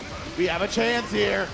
Doesn't break the wall because one hit on the wall here and the super could do it. So Tenn patient, building some resources. The throw. Scary thing though, if Tiger Pop gets any space like that, jealousy, so much jealousy to work with here. And the regular throws to do it. Tiger Pop eliminating Jonathan Tenn, ABBA in top 4 of the tournament. Man, and yeah, the ABBA doing so much work right there.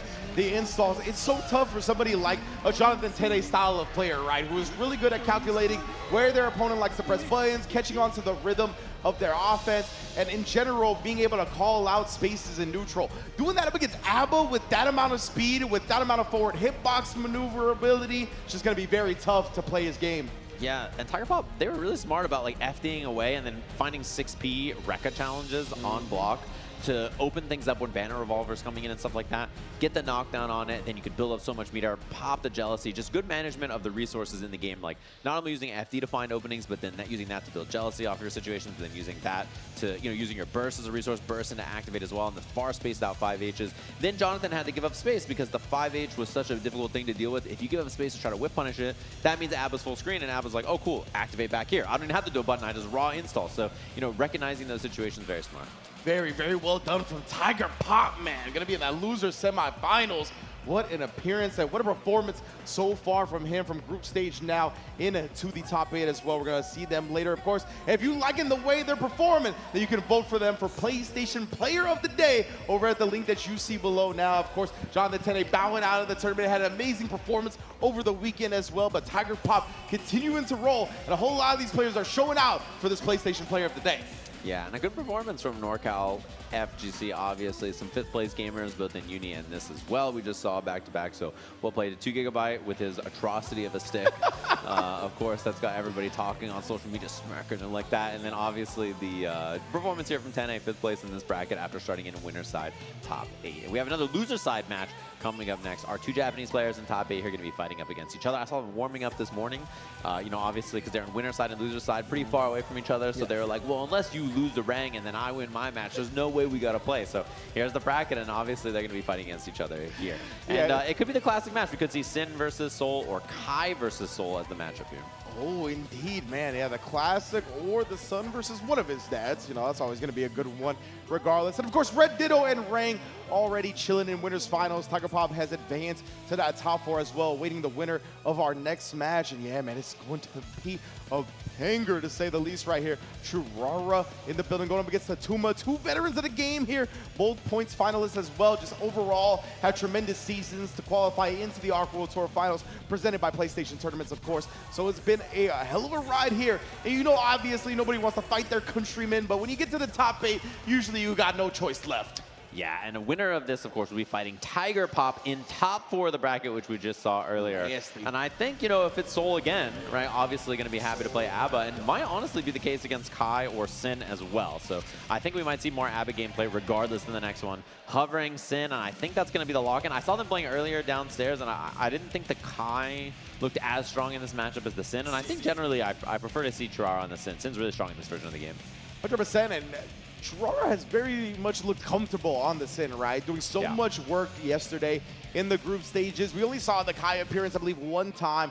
Mainly, it was all Sin and just expert calorie management. And of course, the normal placements have been super on point as well. That 2S did so much work yesterday. And of course, depending on the matchup, we're going to see it a lot here as well. And it is going to be the Sin versus the Soul bad guy for our Japan representatives.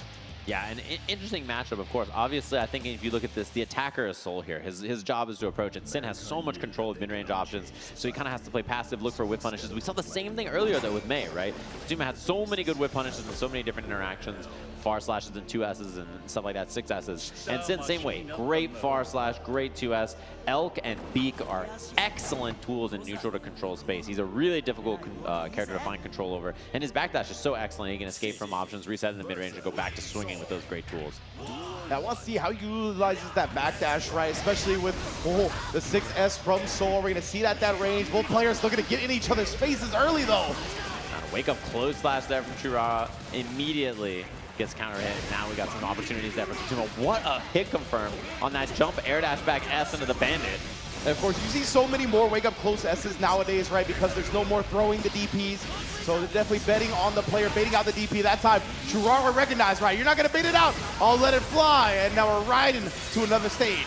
Yeah, RTL off the hoof, knowing it was the best option for that stamina spend. 1 bar cost on that and your super meter. No stamina here for Sin, and that's going to be an airborne hit on the backdash, even with the BRC attempt. They got stuffed. Yeah, just clipped with a big boot.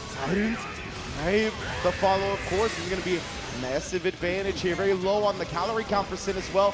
100% tension, walking up with the S. That's what we talked about beforehand. Big throw break. Brandon Bringer covered, trying to super out. Hopefully he pressed the button, but he didn't. Yeah, and stamina available for Sin now, which makes him very scary. 2 bars means he can commit to something like this into the dash. We'll see the wall break here with Wild Assault or not. Does not go for it. Plays patience, air throw. Nice find there from Cherara. Needs 1 more, baits it out, and 1 hit super, so there's no burst. What a bait out. What a clutch decision from Cherara here as well. I love the no headphone gaming, by the way. Feeling the full atmosphere of the crowd. Another burst there. 6B air block, forcing the hoof mix up afterwards, and there's a burst to not get wall broken. Wow, late cancel on that. One thing too, we're seeing a lot of OSDPs from Tatuma on a lot of these sequences. If Sin is doing 2H on block, you can just DP unless he's canceling into something that's a true block string, right? So very good matchup knowledge there. Oh, a whiff on the last hit of the DP. Hard with the gravity sometimes to get that. Wow, you can see Cherara really switching up his structure right there. Not backdashing out of those lights. Tatuma trying to chase him down, but he's found the hit this time after the transition. Gets to the wall, no wall splat though. That means he gets to keep the corner, and it's gonna work out even better for him as he gets the super wall break. Advantage on the other side if he doesn't die, which he does. Easy peasy indeed. Yeah, clean hit Tyrant Rave does a ton of damage, so real brutal to deal with there. Walk back, looking for the whip punish. Nice recognition on that far slash Elk. You know, he wants to force the issue off that, so really like that decision from Tatuma here. Yeah, throw a little bit too far away, so just punish with his ult right there. Tatuma able to take advantage of it. The patience. Both of them kind of swinging at each other and then slowing down there. Far slash Beak this time. Lovely use of the revolver. Burst available, and there it is. Beak hits. This is a big combo. Man, that's why you see Tatuma use the revolver in the first place, right? To try to use something that could outspace the range of the options from Sin. Nonetheless, Cherara right back on top. Oh, jumped out of the throw, and we get a clean punish. Yeah, fuzzy jumping the throw there made a lot of sense because there wasn't anything to extend with and no stamina for Sin here. Yeah, that's why he was ready with the punish. Cherara didn't cancel into RC or anything. This is a wall. Easy peasy pickup on that. And I think being a little careless on the calorie situation sometimes there, like Elk Hunt with no bar, he just knows that he can punish very easily on this URC. And that's the problem with Sin in this version. He spends stamina so fast, right? Yeah. That you end up having to do Elk or Beak without stamina, and then that can get scary. Yeah, that could be something that Cherara has tried to throw Tatuma off with, right? Like, okay, you don't think I would do this because I don't have the calories to really make it safe, but that's why he does it in the first place. But Tatuma hasn't got caught off guard. Huge starter here. Counter hit Beak into the corner, into this. Even without the clean hit on that, it hurts. Yeah, man, Tatuma already looking on life support, but yo, this is the pull-up block. Caught him not blocking at the perfect moment. Wow, what a find there. 6-feet clean hit barrel, not enough to kill, but Chip will do it, and he knows the meaty elf's coming. Wake up hoof stomp over the 2S. What a way to low crush on Wake Up like that. Both of these players, you can tell they definitely warmed up against each other for sure. Yeah, didn't know us at that time, but that is a punish. And just waited to get the punish outright. 6P again, stopping the approaches. Oh, no challenge on that. Wow. Yeah, the 5H. Just confirming it with the wild assault. That was extremely impressive. Double jump H, trying to be safe there. Second hit, spends 1 stamina for Oki here. That's all the stamina gone. And a wild throw here. Love that. Just setting him up with a 1 jump P, right? You see usually multiple coming out from the souls. Tatuma looking to bring him to the wall, but can't get the splat. And again, the OS on that, you know you just do DP. And if he doesn't cancel into something that's a true block string, easy peasy punish. So good matchup knowledge there. Yeah, I wonder, considering we've seen that so much, Tatuma manages to close out this round if Pops is going to come into play. Right now, of course, we still got to get through this round. No dash under close slash. He respected the Bandit Bringer. What a bait on that. Yes, sir. Cherara starting to catch on to the Volcanic Vipers, and we going through for that plus on the stage. Look at the damage, too. Huge block and punish on that DP. And he baits out the throw there. No cancel either. I think he was expecting a DP reversal or something like that from Tatuma. So very smart. Nice find. Easy peasy pickup on that. 1 bit of chip now with 5P. Elk is always a threat, and that's the chip to get the kill. Very nice. And this is what I was theorizing, right, with all of those OSDP shutdowns. If we were going to see the Kai come into play, Cherara manages to clutch out that game, and we're all tied up. 1 up here. We're going into it. It's a pivotal game 3, obviously. You can take the lead in the set, take some control, and breathe a bit easier. Wow, and the delayed 2H catching him, the Gatling off the far slash. Pulled all the way up for that 6P as well. He took an extra space on the dash and to make sure it hit nice and clean. Yeah, and he could combo off that. He can wall break on this here. Easy peasy combo. Unfortunately, the 6H was already there, so he couldn't do the super. But that does mean 1 hit confirm RTL wall break is very scary. Cherara staying so active with the buttons, just putting out a wall for Soul to get through, and finally the 2K2D does find home. Yeah, and it forces a burst. Nice 2S. Really little space, and has RTL off this 2H here. Try to get the wall break. Might not be enough. Okay, it is on the last little bit there. And the spacing has been so clean as Cherara is able to bounce back. Oh, wow, nice. Love that, right? Recognizing went into the air after the overhead attempt, just DPing from the sky, and then again right there, you want to take your turn? Not for free. Spaced out 2D. I like the way that we see this pressure from Cherara. He's actually doing a really good job of spacing out this whole DP and then representing his own there. Spends 1 stamina. Oh. We are letting him fly right now. DP's left and right as Tatuma gonna slow it down a bit with the Tyrant Brave. Finds a significant hit, which means advantage on the other side. Oh man, strings them up, finds the YRC there, and what a challenge on the dash 2K wall break. That's the kill. I love this. Both players not letting the other take their turn for free. Just because you had advantage doesn't mean you could press. Nice. These far slash cancels in the DPs have been very, very good. And again, right there is a gap for you to DP there if you're willing to risk it. Risk it for the brisket, even while Bridget's on the bench. And now we're going to get Tatuma all the way to the corner. Beautiful wall splat conversion. Clean hit Fafner giving you that bounce, and then HVV auto wall bouncing on that. No stamina for the pickup off the beak there. Oh, wow, still in the air, respected it, but tried to take the turn afterwards. Wow, what a backdash. Wait, huge chance here for Cherara. One bait or one big hit could do it. 2H, nicely done calling out the DP on this. He gets super for the wall break. Lots of damage. Yeah, it was so clean. Keeping the pressure tight right there. The sequencing, opening Tatuma up low.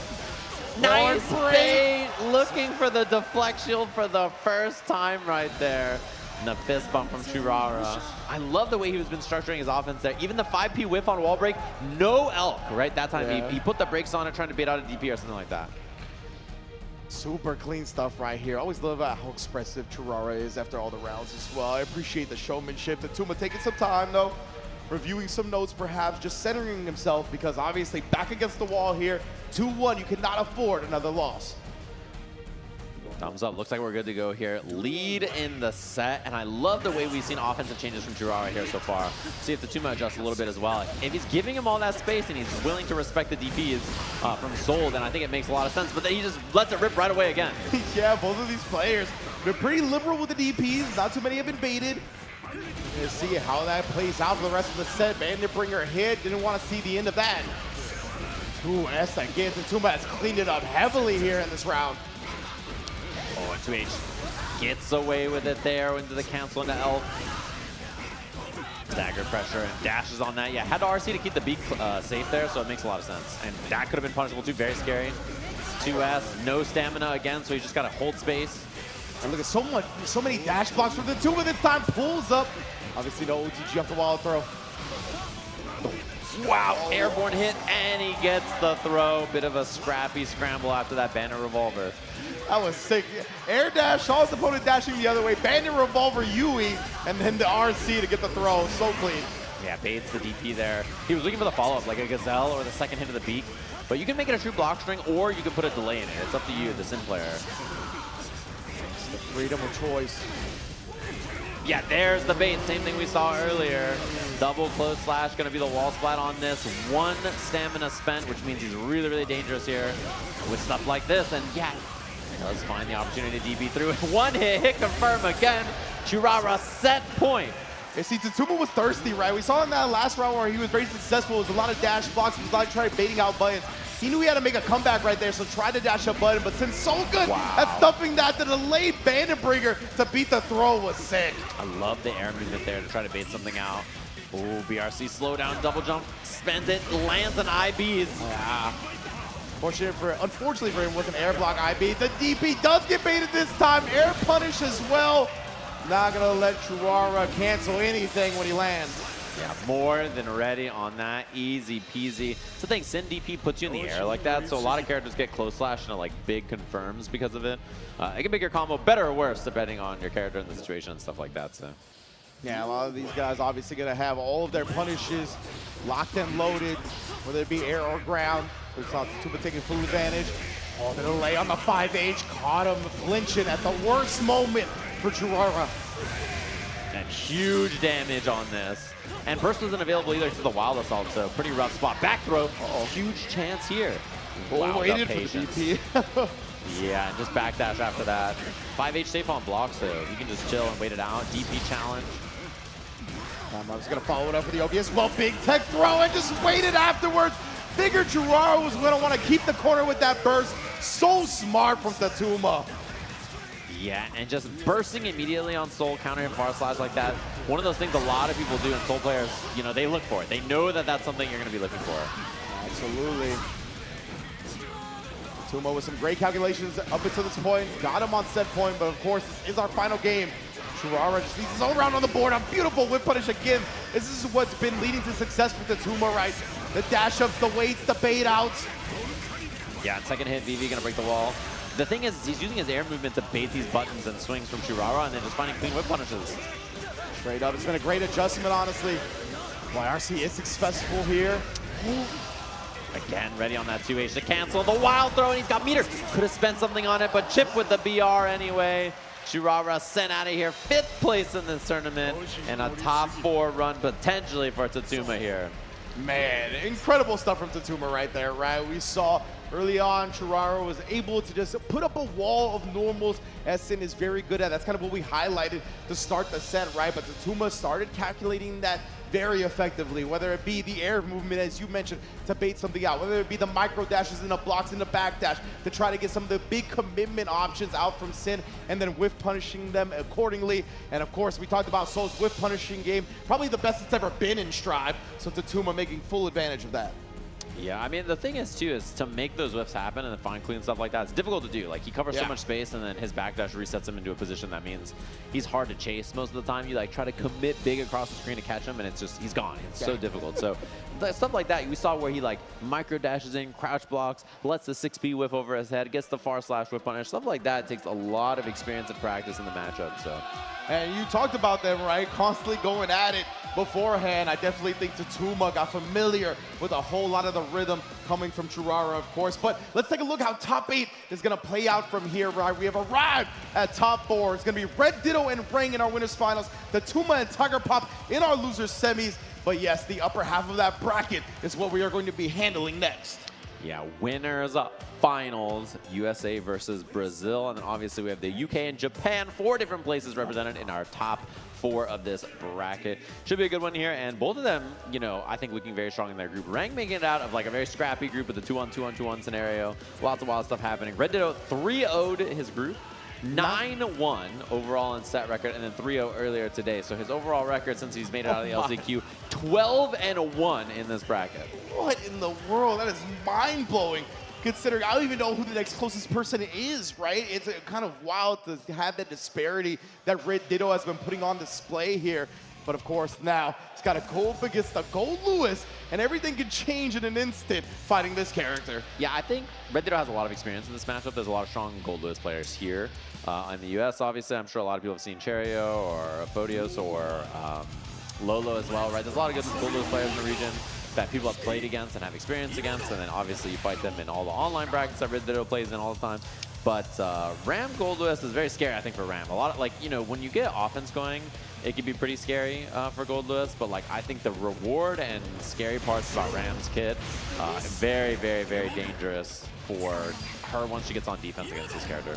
Yeah, man. It's always like the reward disparity when it comes to Gold Lewis. She gets stat check. Yeah, like legitimately, my man's big body coming through. You want to scrap with me, that's fine. For every 3 hits you get on the scrap, my 1 hit equals that amount of damage usually, right? So because of that, it's very tough to just stay in there with that. But I do believe Red Ditto is probably the most calculated Guilty Gear Strive player in the world, straight up, right? So he's not going to make a lot of mistakes. He's not going to give Gold Lewis a lot of openings that he doesn't earn outright, and he's going to have to really play that smart game to survive. Yeah, and I think like this matchup too is so scary for Ram. Like jump D and far slash and raw behemoth and like all the approach options make her life so scary. She's not a high health character. There's a lot of dangerous things about this, but it's on Red Ditto to like survive those interactions and force his own offense, which I think he's very good at. So here we go. We'll have to see it here. Winners finals of our ARC World Tour. Ram versus Gold Lewis. The USA versus Brazil, and wow, scary round start from Rang, and Red Ditto surviving 1 interaction, and I'm already fearful, you know. Yeah, one of the big things I think that's going to help Red Ditto in this matchup, obviously all of the experience, but I feel like he never panics. He never gets uncomposed, and because of that, like in the face of these scary situations, he's going to react better than a lot of players. Yeah, sharp decision making, and I think very good at surviving situations like this. 5K gets jumped over. This is the problem you got to deal with. Overhead behemoth. Man. The 2P spending some security on it, and the backdash gets clipped. Meter available for Red Ditto. You kind of have to force here very quickly. Yeah, the YRC as well. You got to make something happen off that, right? He already used the burst. He spent the meter as well, and he's doing exactly what he needs to. Gonna take Gold Lewis to the wall. With the wall break, it will be enough damage, and the Shrine Auditorium comes alive. Yeah, crowd excited, of course. The Ram hats with the caught emojis. Bar crush, yes, all the way through, just staying on top of Gold Lewis, cranking that risk gauge in the process. The swords are going to be coming back momentarily as well. Oh, I wonder if that was a jump D attempt on the instant deflect shield on the jump maybe, but side swap now for Rang. Drones out, and Kara Behemoth for pressure. 6P gets stuffed. Yeah, it was just a little bit too quick on that, actually. Oh my, air blocking, it means there's so much air blocks in here. Spending that security for this, low blocked and stuck in just a tough spot. What a backdash on that. Chance for the cross up. Amazing defense from Rang as well. Oh, trying to get the explosion, didn't quite clip. And yeah, these air punches have been working out great for Rang. Wow. The decision-making and awareness there from Red Ditto on that 5K, just incredible. That, like, to survive that situation is so difficult. And now Rang's got to guess again here. YRC barely connects. 2K sword toss. YRC available for Rang, so there's the throw from Ditto, and burst available for Gold Lewis as well here. Has the hit, no burst yet, just waiting it out. 5H hits, and that burst was the last chance. Ditto trying to run in and build meter for 50 here. The throw whiffs, burst not used right away. The patience. This is amazing from Red Ditto right now, somehow surviving. Gets the 6P out as he uses the PRC to slow it down and then stays meaty. Not letting Rang move on wake up. First game in the books.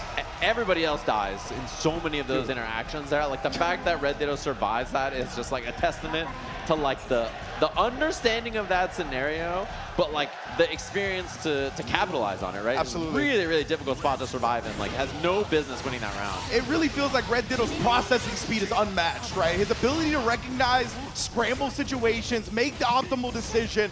I mean, you need that tenfold in Guilty Gear Strive, and it's led to so much success for him.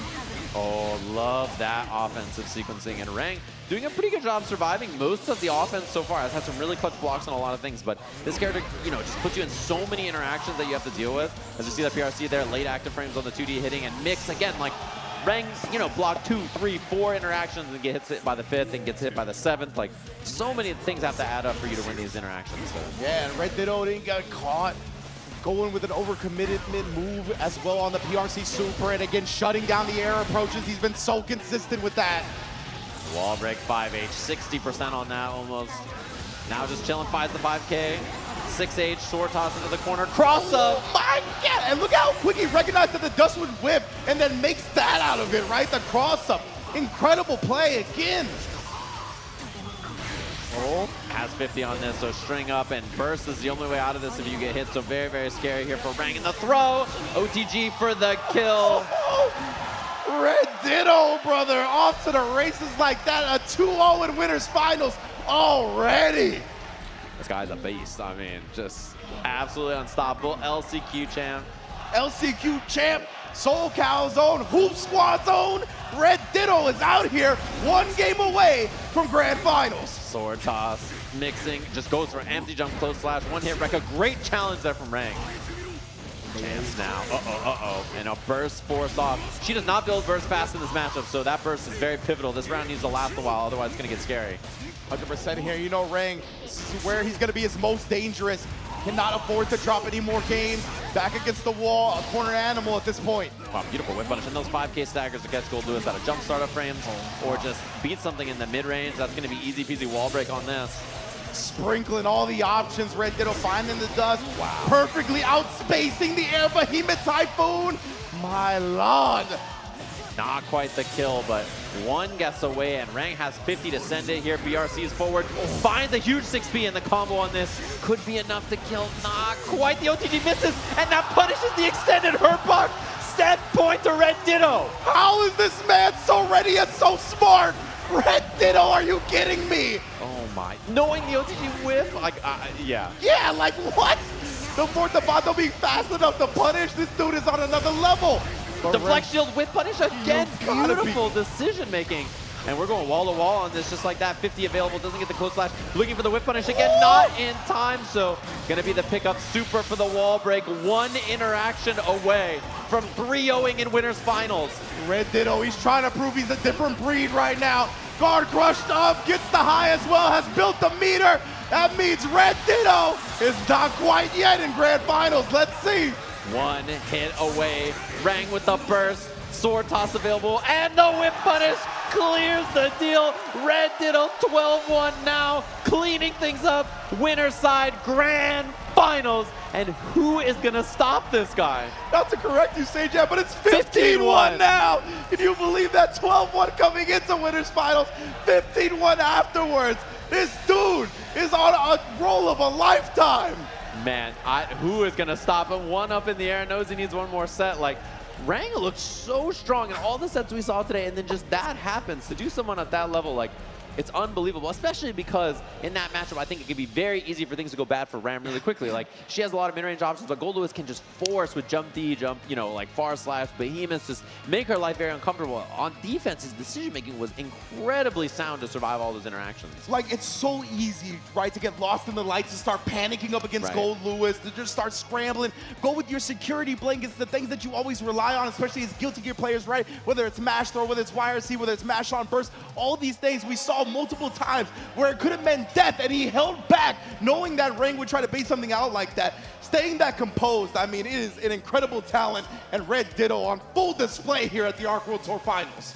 Yeah, of course. And if you haven't done so already, please vote for who you think the PlayStation Player of the Day is. I have a feeling a lot of people will have a certain player on their mind after the set we just saw, perhaps. But, you got to consider everything you saw across all 3 games, of course, and get your vote in at home. But, man, what an incredible winners finals. We have losers semis coming up next, and I expect it to be a repeat of one of the matches we saw earlier, Seoul versus ABBA, right? Obviously, Jonathan Tenn lost earlier to Tiger Pop, and we'll see, I assume, that same thing here with Tatuma from Japan up against Tiger Pop from the UK.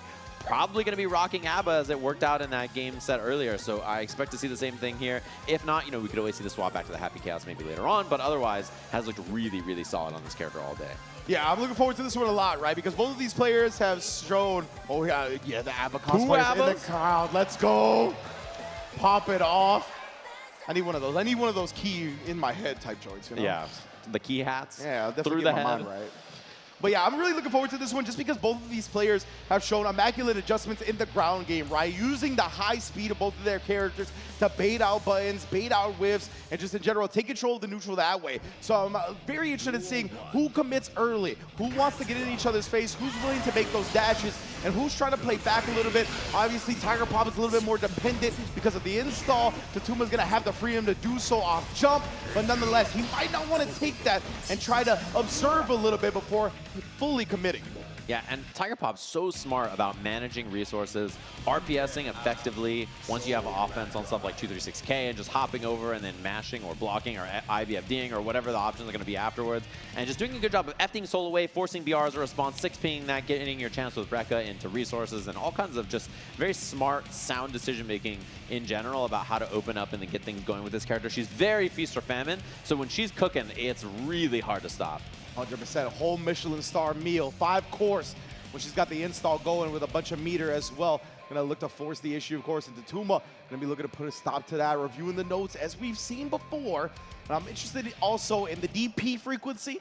Of course, you can definitely explode getting the DPs blocked, but obviously ABBA trying to get in your face more often than not, especially in the install. See how liberal Tatuma goes with the Volcanic Viper. Yeah, and just having a DP in this matchup means that she has to dance on you a little bit. Like when she gets the install and knocks you down, she has to like run in, backdash, try to bait DP and look for other options. That hesitancy can build you some time and run Jealousy Gauge out, right? So having DP, it's a bit of a double-edged sword. It can be nice, obviously, to slow her down, but if you get it blocked, you just explode. So it could be a bad time here.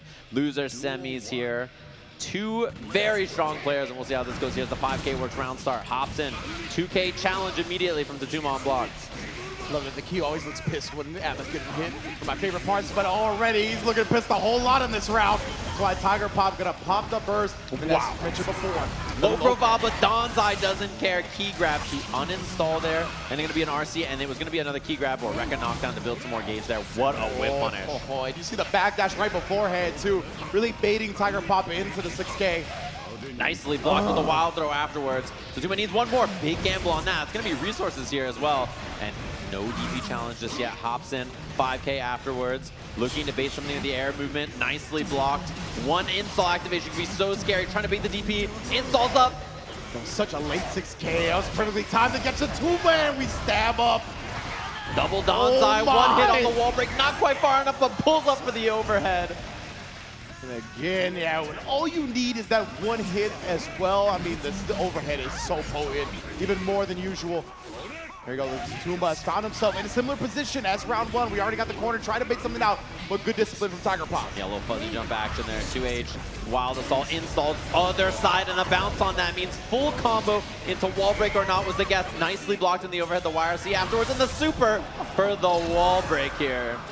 Something I think we saw Tatuma utilize in that last set, right? His opponent YRCing, and then we're just gonna super through. not letting the advantage go. Yeah, one problem with that super though is it drains, oh my good, that was gonna be a burst anyway. It drains all your jealousy gauge, so we saw Tiger Pop have to force and then make something happen afterwards. And a 5H, easy peasy pick up despite beautiful spacing and whip punishes at the start of this from Tatuma. Tiger Pop just fighting so effectively in mid-range and finding those openings and running offense just overwhelming. Yeah, Tiger Pop did a great job calling out certain timings on Tatuma as well. Even when we saw the very first hit, right? It was the 5K to check the dash up. This time Tatuma not abandoning the plan, but worked out effectively. Oh, and I love that walled up jump H just says, please slow it down there. Very smart. Jealousy gauge no longer a factor here as we get the meaty close slash, catches the backdash. Wall splats early here. Yeah, the pressure was timed perfectly right there, taking full advantage of Tiger Pop, looking to escape with a backdash. And now we just medium up. Not sure what Tiger Pop was looking for on the stage transition, but he's not gonna find it. Yeah, I think it's just such a smart choice to open that all up with neutral jump, jump H. Just puts out this big hitbox and says, I'm just holding this space. You know, don't pull up on me. Indeed. Nicely blocked backdash from that range, and the jump H again, just so hard to deal with. And this is easy peasy wall break on this uninstall, key grab on the wall to build those resources back. Look at the damage on it too. For real, so much damage to Tiger Pop. Oh my goodness, the resource management has been otherworldly. Oh! BRC destroying the button, trying to bait out the burst there, finds the dust, and we got a burst on the table. Tatuma, that was very heroic of you, and it did not pay off. Yeah, risky burst, down 90%, and this character does not build you burst very fast if she hits you an install, so unlikely Tatuma was gonna have one here unless this round goes long. I'm gonna have to go to the last moment. Straight combo though. Tiger Pop doesn't like the look of that. Burst there let Tiger Pop uninstall, which saved so much jealousy gauge, by the way. That's a big part of this matchup. All right, yeah, Abba getting hit in jealousy gauge, right? It's exactly what you don't want. But Tatuma's found another hit, a Tyrant Rave to follow, setting himself up big here in game 2. We'll have to see here if Tiger Pop can survive on defense. They go for the YRC. Key grab for offense here. Second one. Is there a clash or anything? No, the Tyrant Rave to clean things up, one apiece. Love this. Both players are already showing they're going to challenge the advantage of the other. Because you got the plus frames doesn't mean your turn continues. Seen it both already from Tiger Pop and Tatuma. One up here in loser semis. Wow. Dude, the spacing and the whip punish from Tatuma all day have been excellent. Ooh, the IBFD to gain some space back. That was clean. Yeah, we're one 5H away from an install there. Wow, double IV. And there's the 5H. That button is so good, and now we're in this. You gotta find these whip punishes. Looking for the burst, doesn't find it, of course. But a backdash again from Tatuma. You can see it looking at it, just trying to get out of the downside space, the overhead space, all of that, but you're still stuck in the corner regardless. A lot of tap dust so far from Tiger Pop. Something I haven't seen as much from them so far. Wow, DP on the overhead. Running out of install gauge here. It's going to be a problem. Uninstalls, and there's a beautiful challenge from Tatuma knowing that was coming. Indeed here. Tiger Pop, what are they going to look for to get out of the situation? Goes with the super, try to wake up with it. Tatuma baiting it out and punishing it outright. Yeah, very nicely done, too. Just really good recognition of the resources in this matchup so far. Definitely looks like the character matchup knowledge is good here. And a success. Beautiful wild assault confirmed as well. Tatuma really adding that to his game has paid off huge. Ooh, that jump bait. And the low, and there's the overhead. The minute you finally start low blocking, it immediately happens. 6H, uninstall, key grab. This builds you more resources. That's why we see the fast RC there from Tiger Pop as well. Gives you double key grab, so double the resources. That's the problem, right? You try to backdash and outspace the Abba. If she's just chasing you down and not whiffing, you end up in the corner very quickly. And what a speed out from Tiger Pop to steal the corner right back. And burst, there's not a lot of jealousy left, so we got to see an uninstall soon here. I think there's the uninstall force.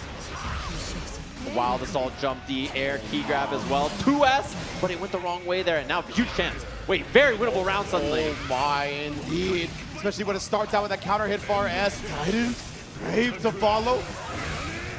Not enough to kill. One guess away though. Wild throw is quite scary here as well. Is there a commitment? The close slash gets supered here on Wake Up.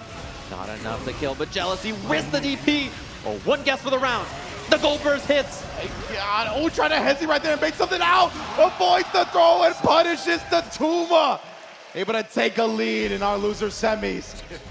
Yeah, Tiger Pop trying to be patient around those DPs dashing in. And again, we brought that up earlier. The threat of the DP, right, means that dashing and dashing and dashing and then having to wait on Jealousy means that she doesn't get to enforce like she normally does. Yeah, something we love saying on commentary. The threat of the option is as powerful as the option itself. You see it play out exactly like that there. Tiger Pop, though, looking to roar back. Already's got the corner. Already punished the backdash recovery.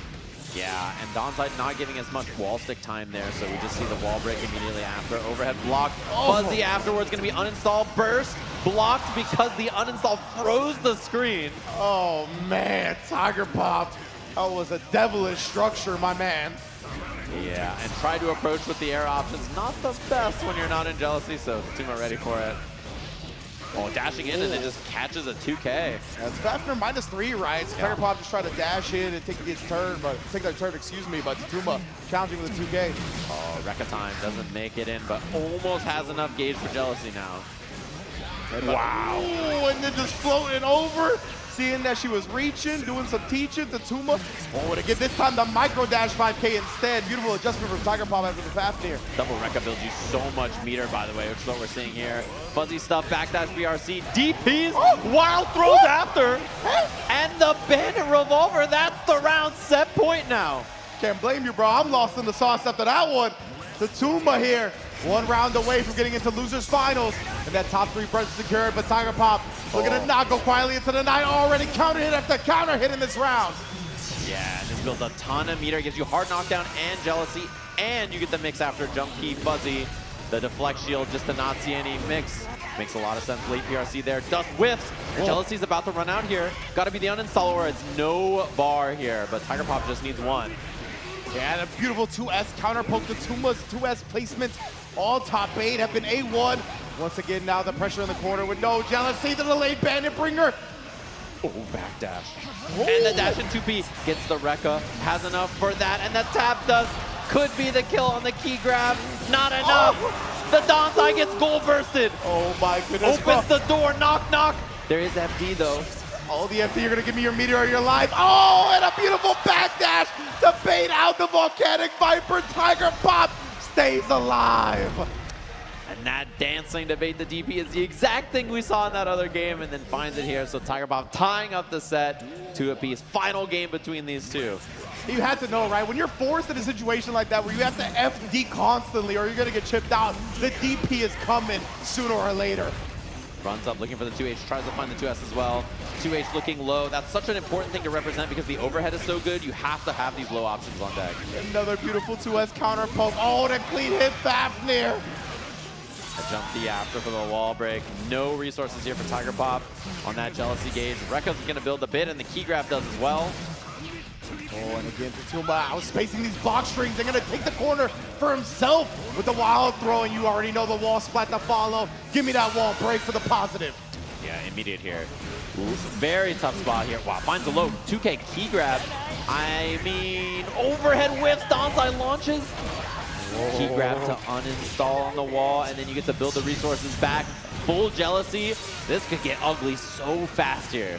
Tatuma, he might have been smelling victory, but oh! Tries to bait it. Nice block on the cross up there, knowing the jump H coming. Burst the YRC to get this offense. Rekka late PRC overhead is blocked correctly. Tatuma surviving, no meter for the kill.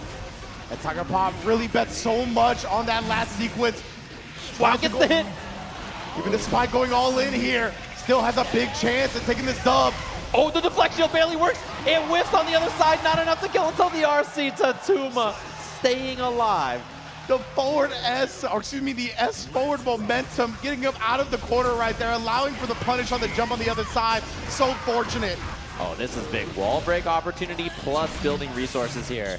Very brutal round start to get hit by Abba. She has so much to work with now. That's big control for Tiger Pop. Ideal spot to be in. Yeah, double Rekka. Goes for the fuzzy deflect shield there. Can get uninstall into pressure here into Rekka, into wall break, into uninstall, into key grab or whatever you want afterwards. And Tiger Pop just 1 hit away now. Dashing Donsai, dashing jump H. Final game, final round in our loser semis here. That's why Tiger Pop, right, only needed a pixel. Might as well stay in the Jealousy mode and cash that one out. Exactly what he did. Oh my goodness, now just trying to bully with the S. Finally switches it up to the H at the worst moment for Tiger Pop. That's so much damage, by the way. Clean 70 on this almost, and Tiger Pop, not a lot of work with tension gauge going down because of that. First, I think Smart recognizing that the Jealousy needed to come out there, but Tatuma with the response.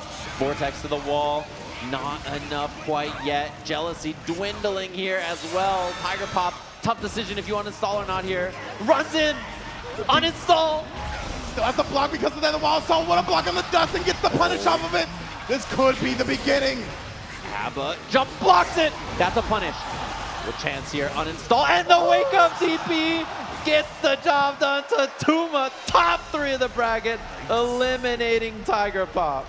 And man, I'm so impressed with Tatuma's ability to kind of holster that Bandit revolver throughout the set and bringing it out as a surprise as Tiger Pop tried to approach at the end, right? We saw when it was Tiger Pop versus Jonathan Tenn, a whole lot of 6Ps stuffing a lot of the Bandit revolvers. Tatuma didn't go with that strat often, but at the end, when he recognized that Tiger Pop was in jealousy, wanted to push their advantage, stuffed it perfectly with a Bandit revolver. So impressive. Yeah, and that matchup, obviously, very explosive. There's a lot going on in that. The crowd cheering for Tiger Pop coming off the stage. 4th place here. Very impressive stuff. And yeah, that matchup is just, it's just so scrappy, right? Like, it's really just these two characters are just throwing each other at each other, trying to kill each other.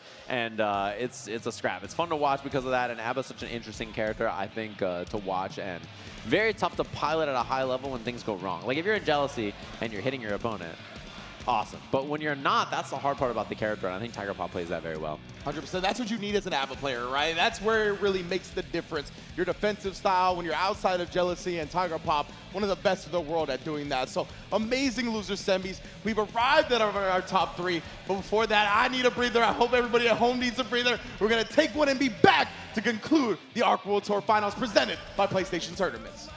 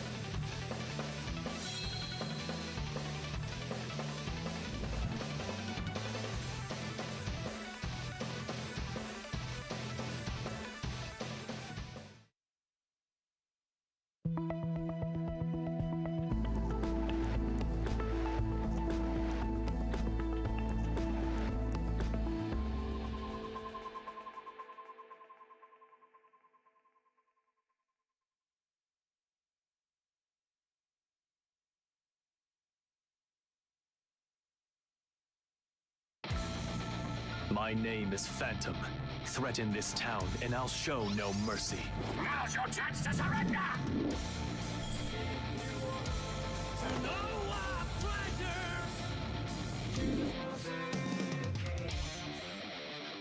The man you know as Venom of the Assassin's Guild is dead. If you think I look like him, you must be seeing a phantom. And that phantom roams the midnight streets, taking down shady hoodlums. That's right, hoodlums like you!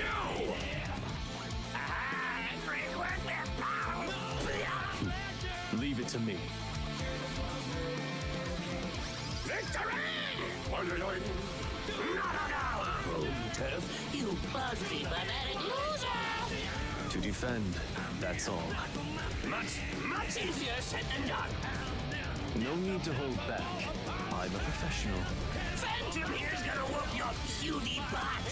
How do you like that?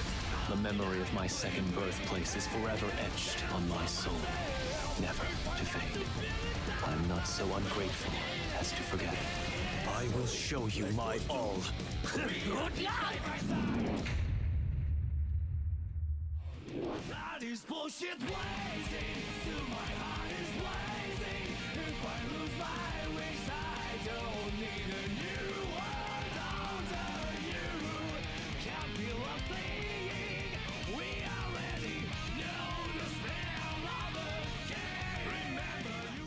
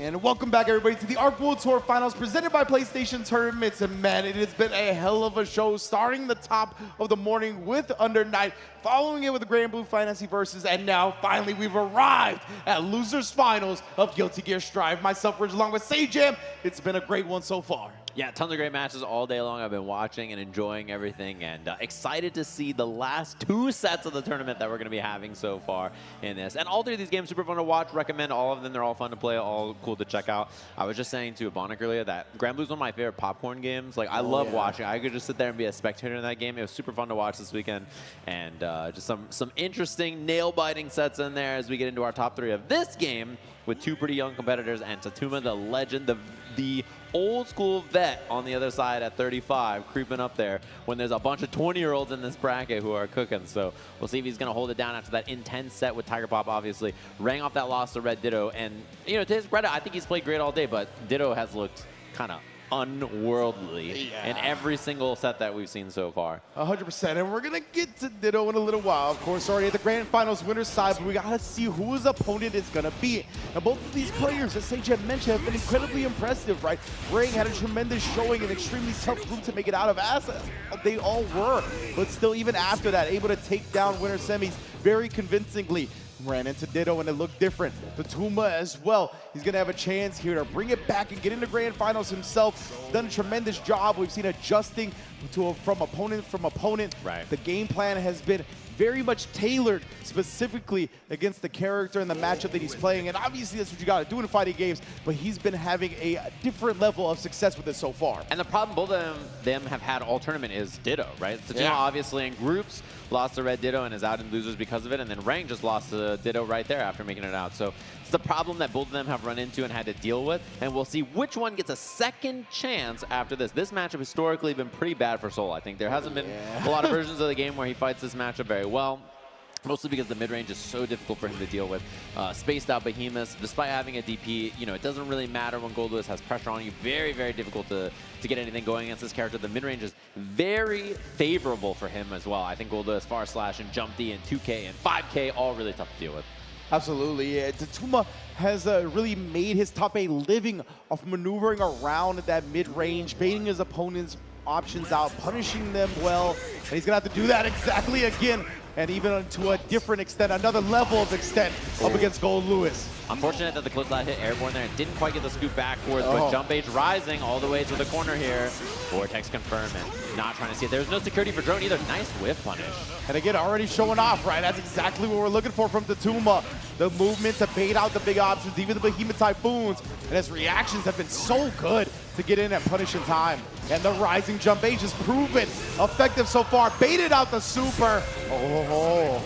Yeah, just a lot of these interactions so far, Tatuma's been down to be second. He's like, all right, I'll chill on some Jump Age, I'll chill on some whip punishes, I'm blocking some supers, like willing to play passive, which I think is the way you have to play the matchup generally, right? So I like the decision so far, and clearly showing some matchup knowledge and some familiarity with these whip punishes and openings.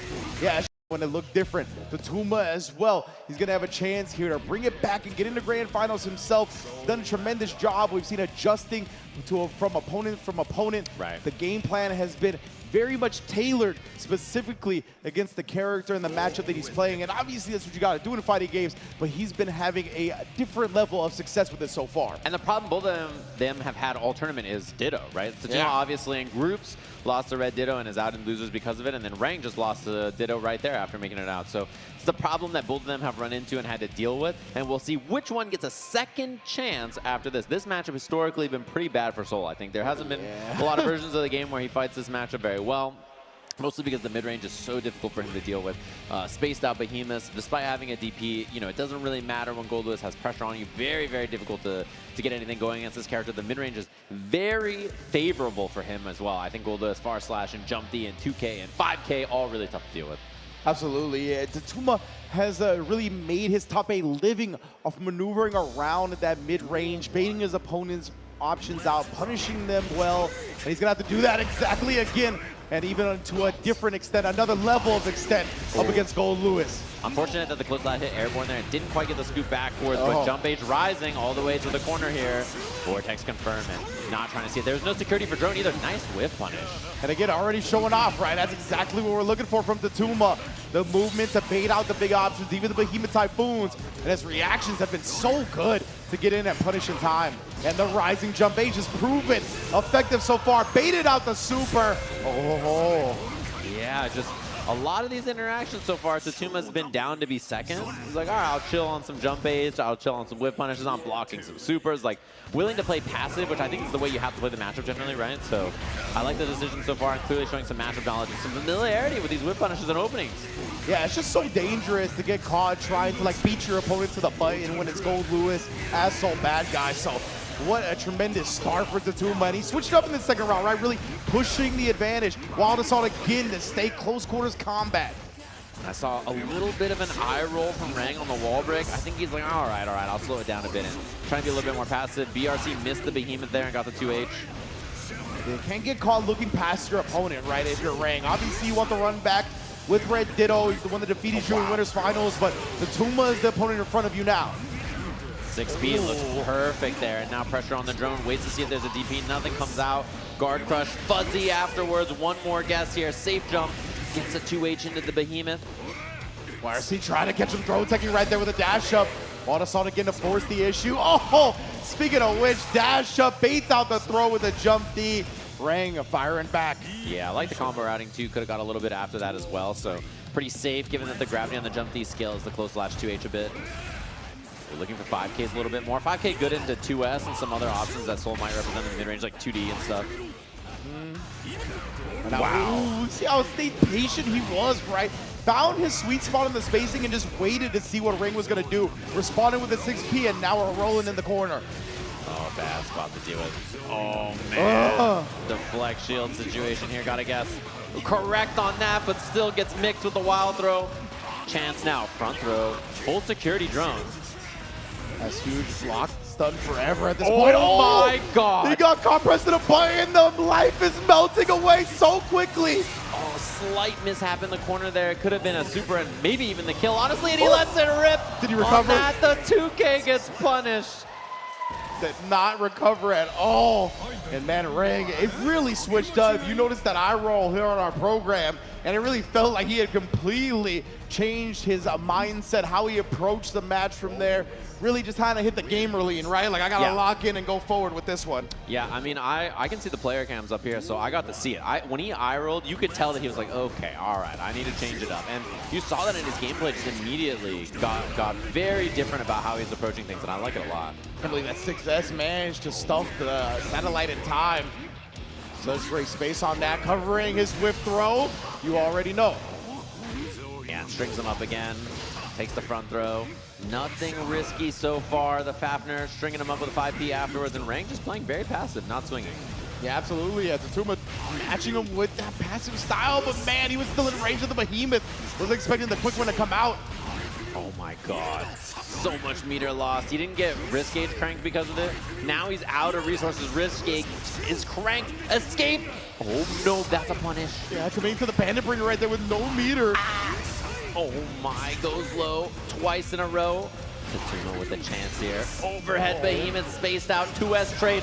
Love the 2K again, knowing it's such a fast button challenge with there. Oh, and he looked for the wild throw. What an escape. Fast RC for the punish on the behemoth. The minigun to strip the guts. It's enough. Rang, huge defensive decisions right there.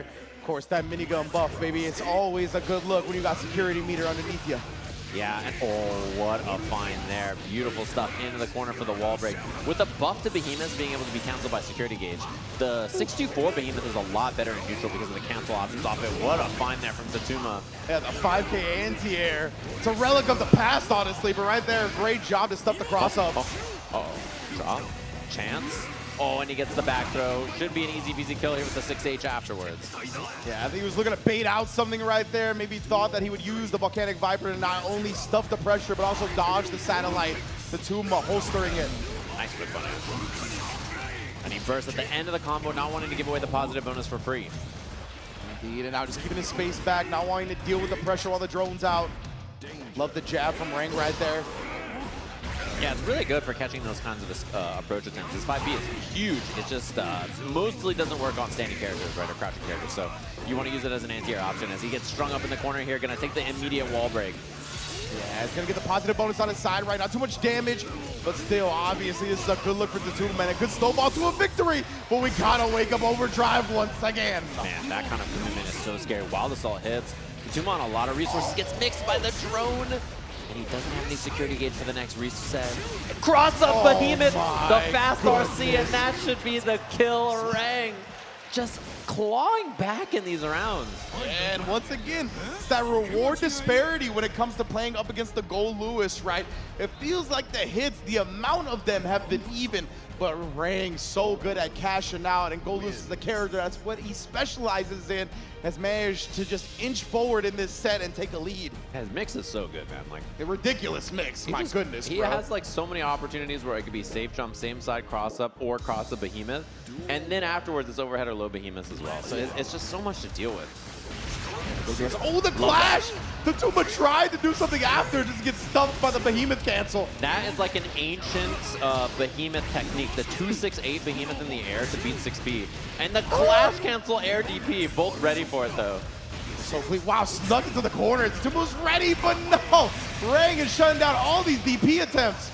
And pulls up afterwards. Fast BRC to sneak in the Behemoth Typhoon right there. The 862 nicely done. And 2K round starter. Going to be a tough one. Immediate hard knockdown mix. Tatuma blocks correctly and makes it over. This is very, very bad. One blocked interaction on a DP or something could be the end. Oh, the sick IBMD on the cross-up coffin, but nonetheless, they will not let you escape. Rang on the verge of getting into grand finals here. Fuzzy stuff. And there's the DP. Scary. Around losing DP at block. And look at the spacing on that double Behemoth to build the bar. 3-0, and Rang gets another try against Red Ditto in our grand finals. Rang and Brazil in grand finals. Rep it hard. Beautiful stuff here. And yes, the chance at revenge has been completed. See, Rang really locked in, man. He was, I think, God, at the very beginning of that set, really thirsting to get into grand finals, to get that run back against Red Ditto. Once he composed himself, buckled down, looked at an opponent in front of him, it was a completely different ball game and really ran away with the set afterwards. Yeah, and I mean, I love one of the things you see now because of the security gauge, right? The 684 Behemoth like that, you can do Behemoth, Behemoth, and that built him the bar, right? Without that Behemoth cancel on the security gauge, he would have just done Behemoth, hard knockdown, and then he could have only got an OTG as an option, which wouldn't have killed. So the change of that security meter, literally giving him like a brand new combo opportunity there that allowed him to then complete the combo and get the kill. Man, what a losers finals as well. What a run our two grand finalists have been on. Yeah. Rang has looked untouchable besides Red Ditto. Red Ditto, I mean, he has put everybody on notice, has looked on a different level. He's got to do it again up against what could be his toughest matchup throughout the tournament. It's going to be a real interesting one, bruh. But of course, want to let y'all know before we conclude this tournament, you can vote still for the PlayStation Player of the Day. Both of our grand finalists definitely deserving so, as well as all of our other competitors, whether it be an Undernight, Grand Blue Fantasy Versus. It's been an amazing day of fighting games, and we know whoever wins is more than deserving. I think that's the coolest thing about Arc World Tour finals is that a one-game final, right? A lot of the fighting game tours out there are one-game finales, but having all three games here I think is super, super cool to get to run all three of them all weekend long. So if you haven't checked those other two games out, check out their finals. They're really awesome as we have two young competitors here from the US and Brazil fighting here. Ram versus Gold Lewis, a rerun of our winners finals where Red Ditto looked unstoppable, but Gold Lewis just needs that one to get going, and that's kind of how things are. So, you know, I know when people lose sets, they tend to reflect basically immediately, and so Rang probably had that chance to sit down and be like, what am I doing? I just need to do this, this, this, and this, and I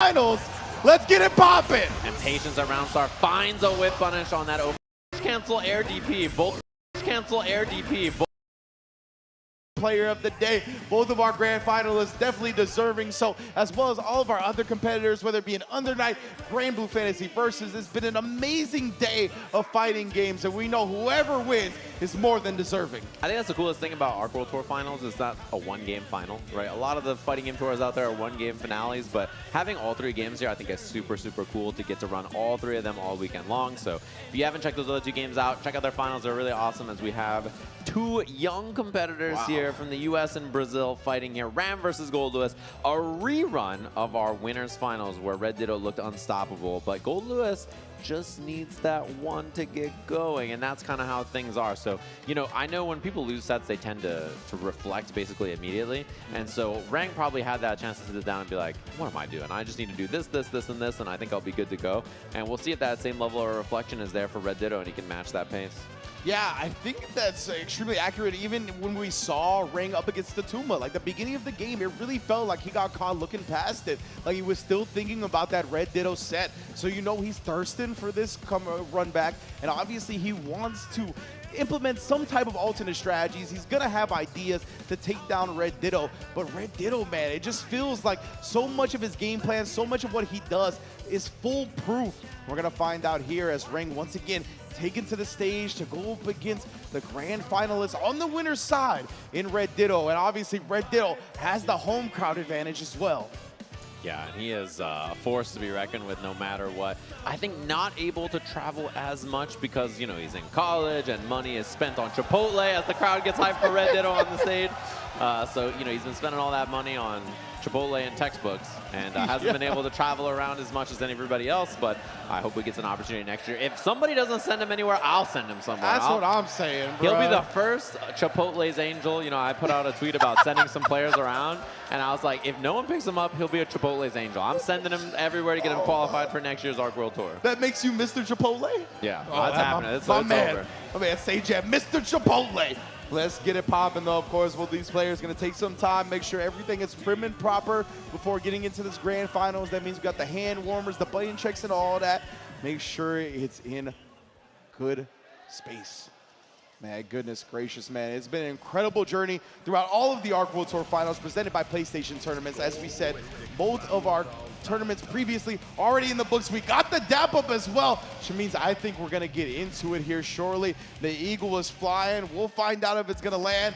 SoCal, can I hear some noise for grand finals? Ooh, indeed.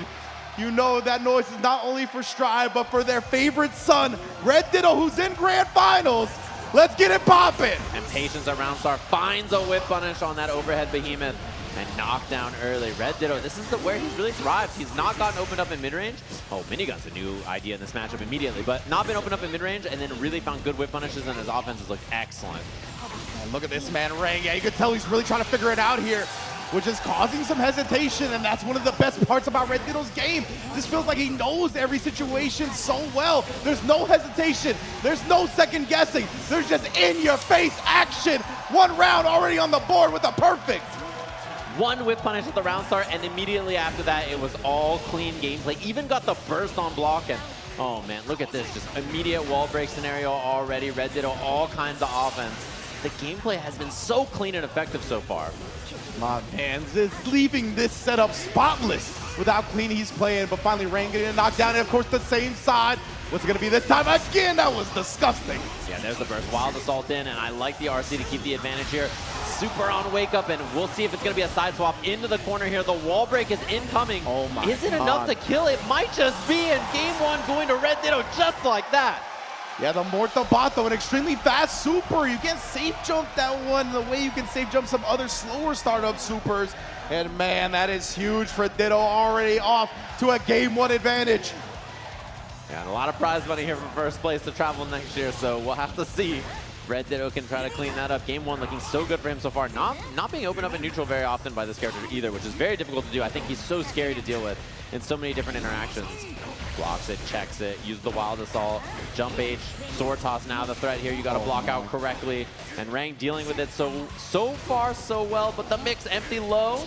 An incredible block right there. That was actually kind of big for Rang, getting the trade when his wrist gauge was red like that.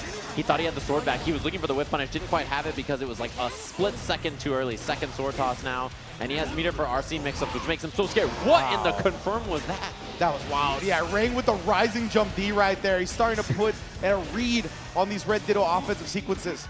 Kara, Rekka. This time he gets the push to the corner. All he cares about is the corner so he can get the sword toss. That's the primary objective here. After both swords are gone, then he has to spend meter or something else to get the pressure. Gonna build the super for the wall here. And super PRC on Wake Up. Fuzzy jumps out, blocks the overhead correctly, looking for the whip punish. Sword toss mix on this. It's overhead this time. Double overhead in the low afterwards. And Red Ditto looks like he can't be stopped right now. Another round. See the 2S again trying to check if Rang is going to get frisky in the neutral. The 5K is the one that does it, though, as soon as he takes to the sky. The Let's Go Ditto chants also ringing out throughout Shrine Auditorium. No flip from Ditto right there, too. Played it patience on that. Air blocks this. It's tough to see the mix here. He blocks it correctly, looks for the backdash timing on the Behemoth. And there's a beautiful 6 but out of range, and another one. Yeah, exactly. Rang using the pause from the RC and the rising jump D. It's something he's looking for more and more of in this grand finals. Oh my God, 6 gets blown up, and that's the kill. This is how it starts. Gold Lewis just needs a bit of momentum and a coffin, and all of a sudden you're in trouble. 6P anti-air, correct on it. The sword toss, it hits! Oh no! No shot. Trying to take his turn a little bit too early right there. Got clipped by the explosion. And Sword toss to deal with the drone. Yep, he's had that response a few times so far. Rekka, overhead mix this time. Charge does for the confirm. It's going to be an easy peasy wall break, which gives you both swords back. Oh, yeah. Ideal scenario for Red Ditto now. Staying away, doesn't quite get the whip punish on that, but nonetheless, these instant blocks aren't going to help you. Oh, he gets the cross up into the dust of the explosion. Still combos in the corner, but Ray has a chance here. Love to see what the guess is going to be. Overhead Behemoth. Overhead again. Gets the wall break on this. Super available as well. We break the glass in two ways, baby, on the spectacles and the wall. Advantage Rang here. Red Ditto, what are we going to do with it? Tries the backdash, gets clipped, and gets defeated. Rang, now some momentum, some confidence, able to be built back on his side as he ties up this grand finals. And he didn't pull the trigger on the wake up super. That was a big thing to put in his mind, right? Because if he had done it on any of those knockdowns, it could have killed Gold Lewis. He could have just done it, and it would have been like, oh wow, what a challenge with the 6B after. So now Red Ditto's got to think about it. And, you know, Rang's got that in his back pocket as well. Yeah, I think Ditto was looking for the whip punish on that wall assault, but the last bit of the active frames ended up clipping him. Oh, the PRC wants the burst to keep him in the corner. I thought that close blast was going to be a burst bait for sure, but not quite on time. Oh, the 2P check on the string, but the clash cancel. You're kidding me, Red Ditto. And that counter hit Daru just explodes them for the launcher here. Super knockdown, mix time. Strings them up with the sword toss. Trying to bait something out. Nice block on that too. Into the corner. An immediate super confirm again for the hard knockdown. Loving the recognition right there, knowing the exact distance Morzabato goes. Has got a lot of horizontal spacing to clash. He tried to let it rock. And beautiful 6P to stuff it. Just a dash up. Went for the super. He wanted to RC cancel it, but the drone in the way. Wow, putting a stop to that attempt at the Morzabato. Wow, this all round star catching the backdash. Ditto on no burst just yet and stuck in the corner with no meter. Jumps out, but back thrown back to the corner. And it's time to guess here. Drones out, deflect shield. No go on that. That's the jump D over the far slash. So many jump Ds here. Red Ditto's done a great job shutting down the ground approach and a backdash on the Behemoth. Beautiful stuff, the rock there, and that strings you up a little bit. Rock again to pull you in. Jump H just out of range. Range feeling a lot better about this. Oh, the air dead punch. zone. Oh, indeed. A little bit too far for the choice on the Behemoth. I should say too close, honestly. Yeah, 684 Behemoth has that dead zone right in front, so you have to be very careful about that. PRC mix and the overhead this time. Burst on the table, doesn't commit to it. One more hit for the kill. Still surviving on a pixel here, but the rock will do what it needs to be done. The final boss, after all, went up here. Jump H, air dash. Wow, what a mix-up.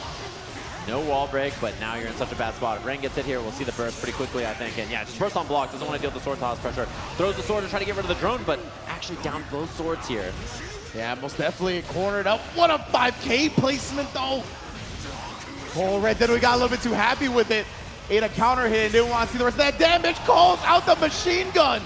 Yeah, something Rang hasn't been doing as much, and the awareness is outrageous there. Legitimately, you saw the way he just kind of buffered and then went with the instant air dash. That's exactly what he was looking for. I like the adjustments we're seeing from Rang here, though. The mix, the overhead has landed every time. Super build for the kill. Not enough. Just barely hanging on here. Rang's got 50 tension. He's got full security gauge.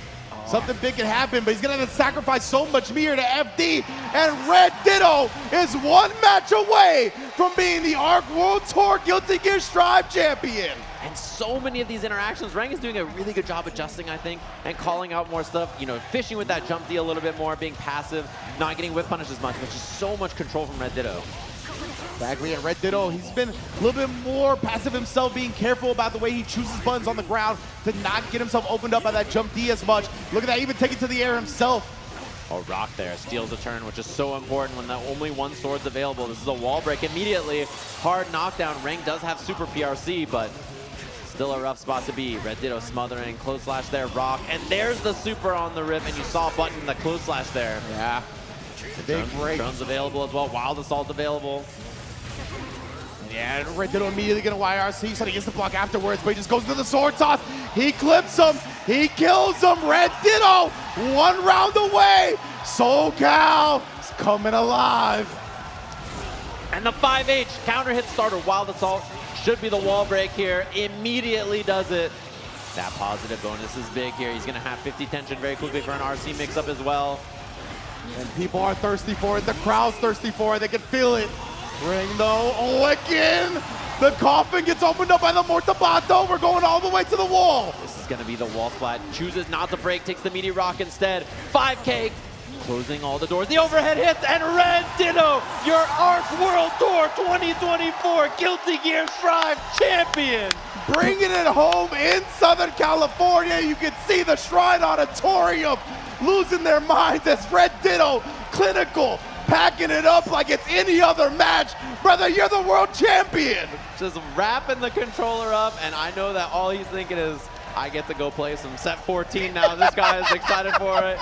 Easy peasy. So much good stuff. Obviously, the ranked mode announced for Guilty Gear Strive on top of it. The frame data coming to training mode. This game continuing to get better and better. And yeah, as you mentioned, the level of play on a new level, and it's led by Red Ditto. Yeah, exactly. His play has been phenomenal all weekend long and just dominant in the groups. I think once the groups were set, his group was really favorable for him, but I didn't expect it to look like that. And the same thing we saw here. Just the same opponents giving him the same problems, and he just cleans up, looking extremely dominant from start to finish. So what was the finish count? 18-2? 18-2, I think, yeah, overall.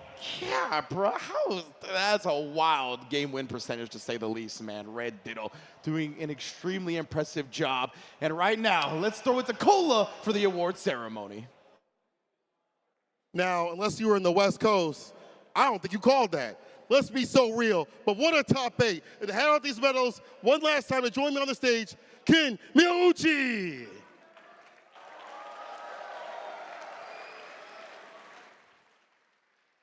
All right, let's begin with 7th place, Daru Ito!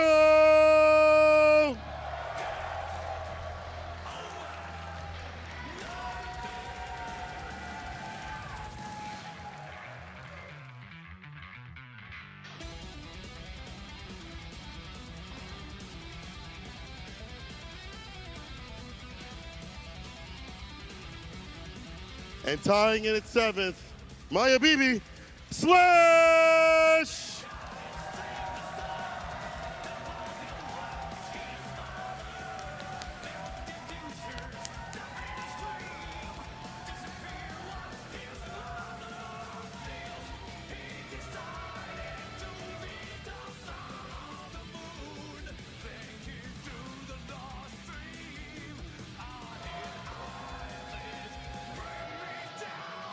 In 5th place, J Nasty, a.k.a. Jonathan Tenn.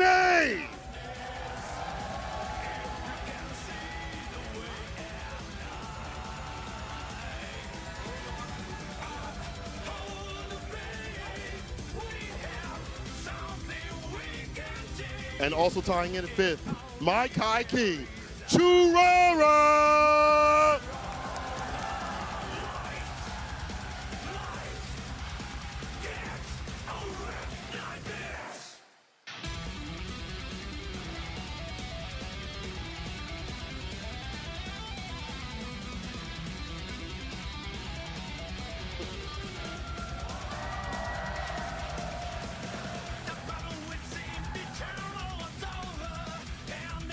One of the masterminds of Guilty Gear, it's Tiger Pop!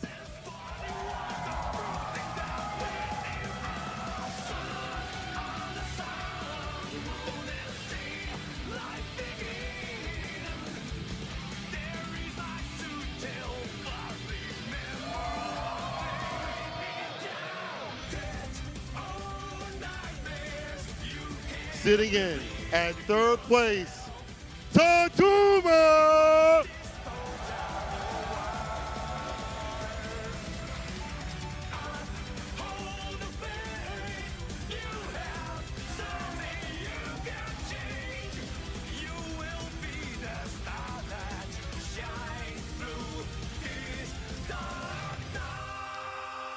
The hope of Brazil himself, Reign 13!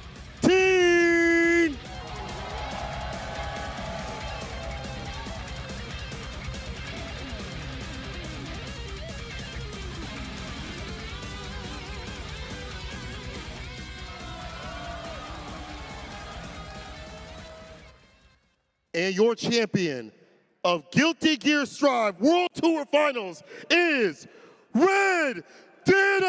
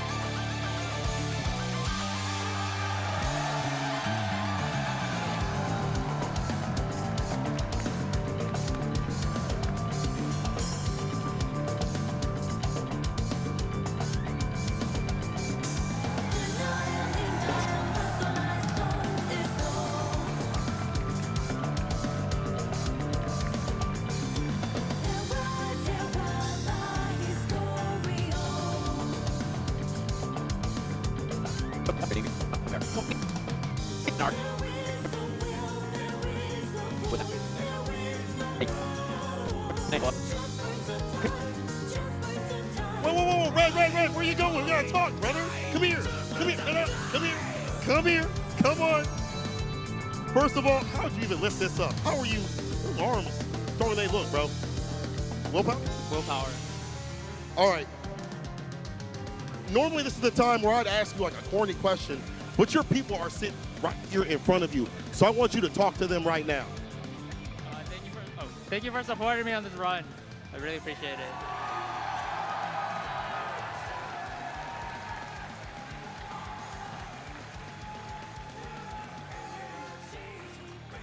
One more question, just one more question, I promise. And then you want to go home. What does it mean to be a world champion to you? I don't know.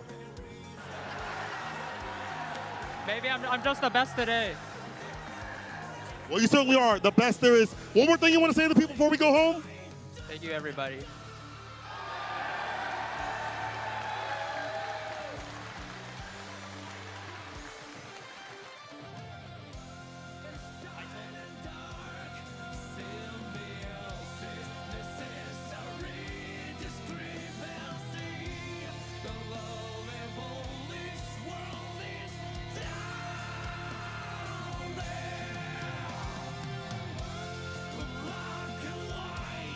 Red Ditto, just a humble fella trying to play the video game. I That's it. love to see it, man. He's just like, maybe I'm the best today. And Yeah. he said thank you to everybody out there for supporting, of course.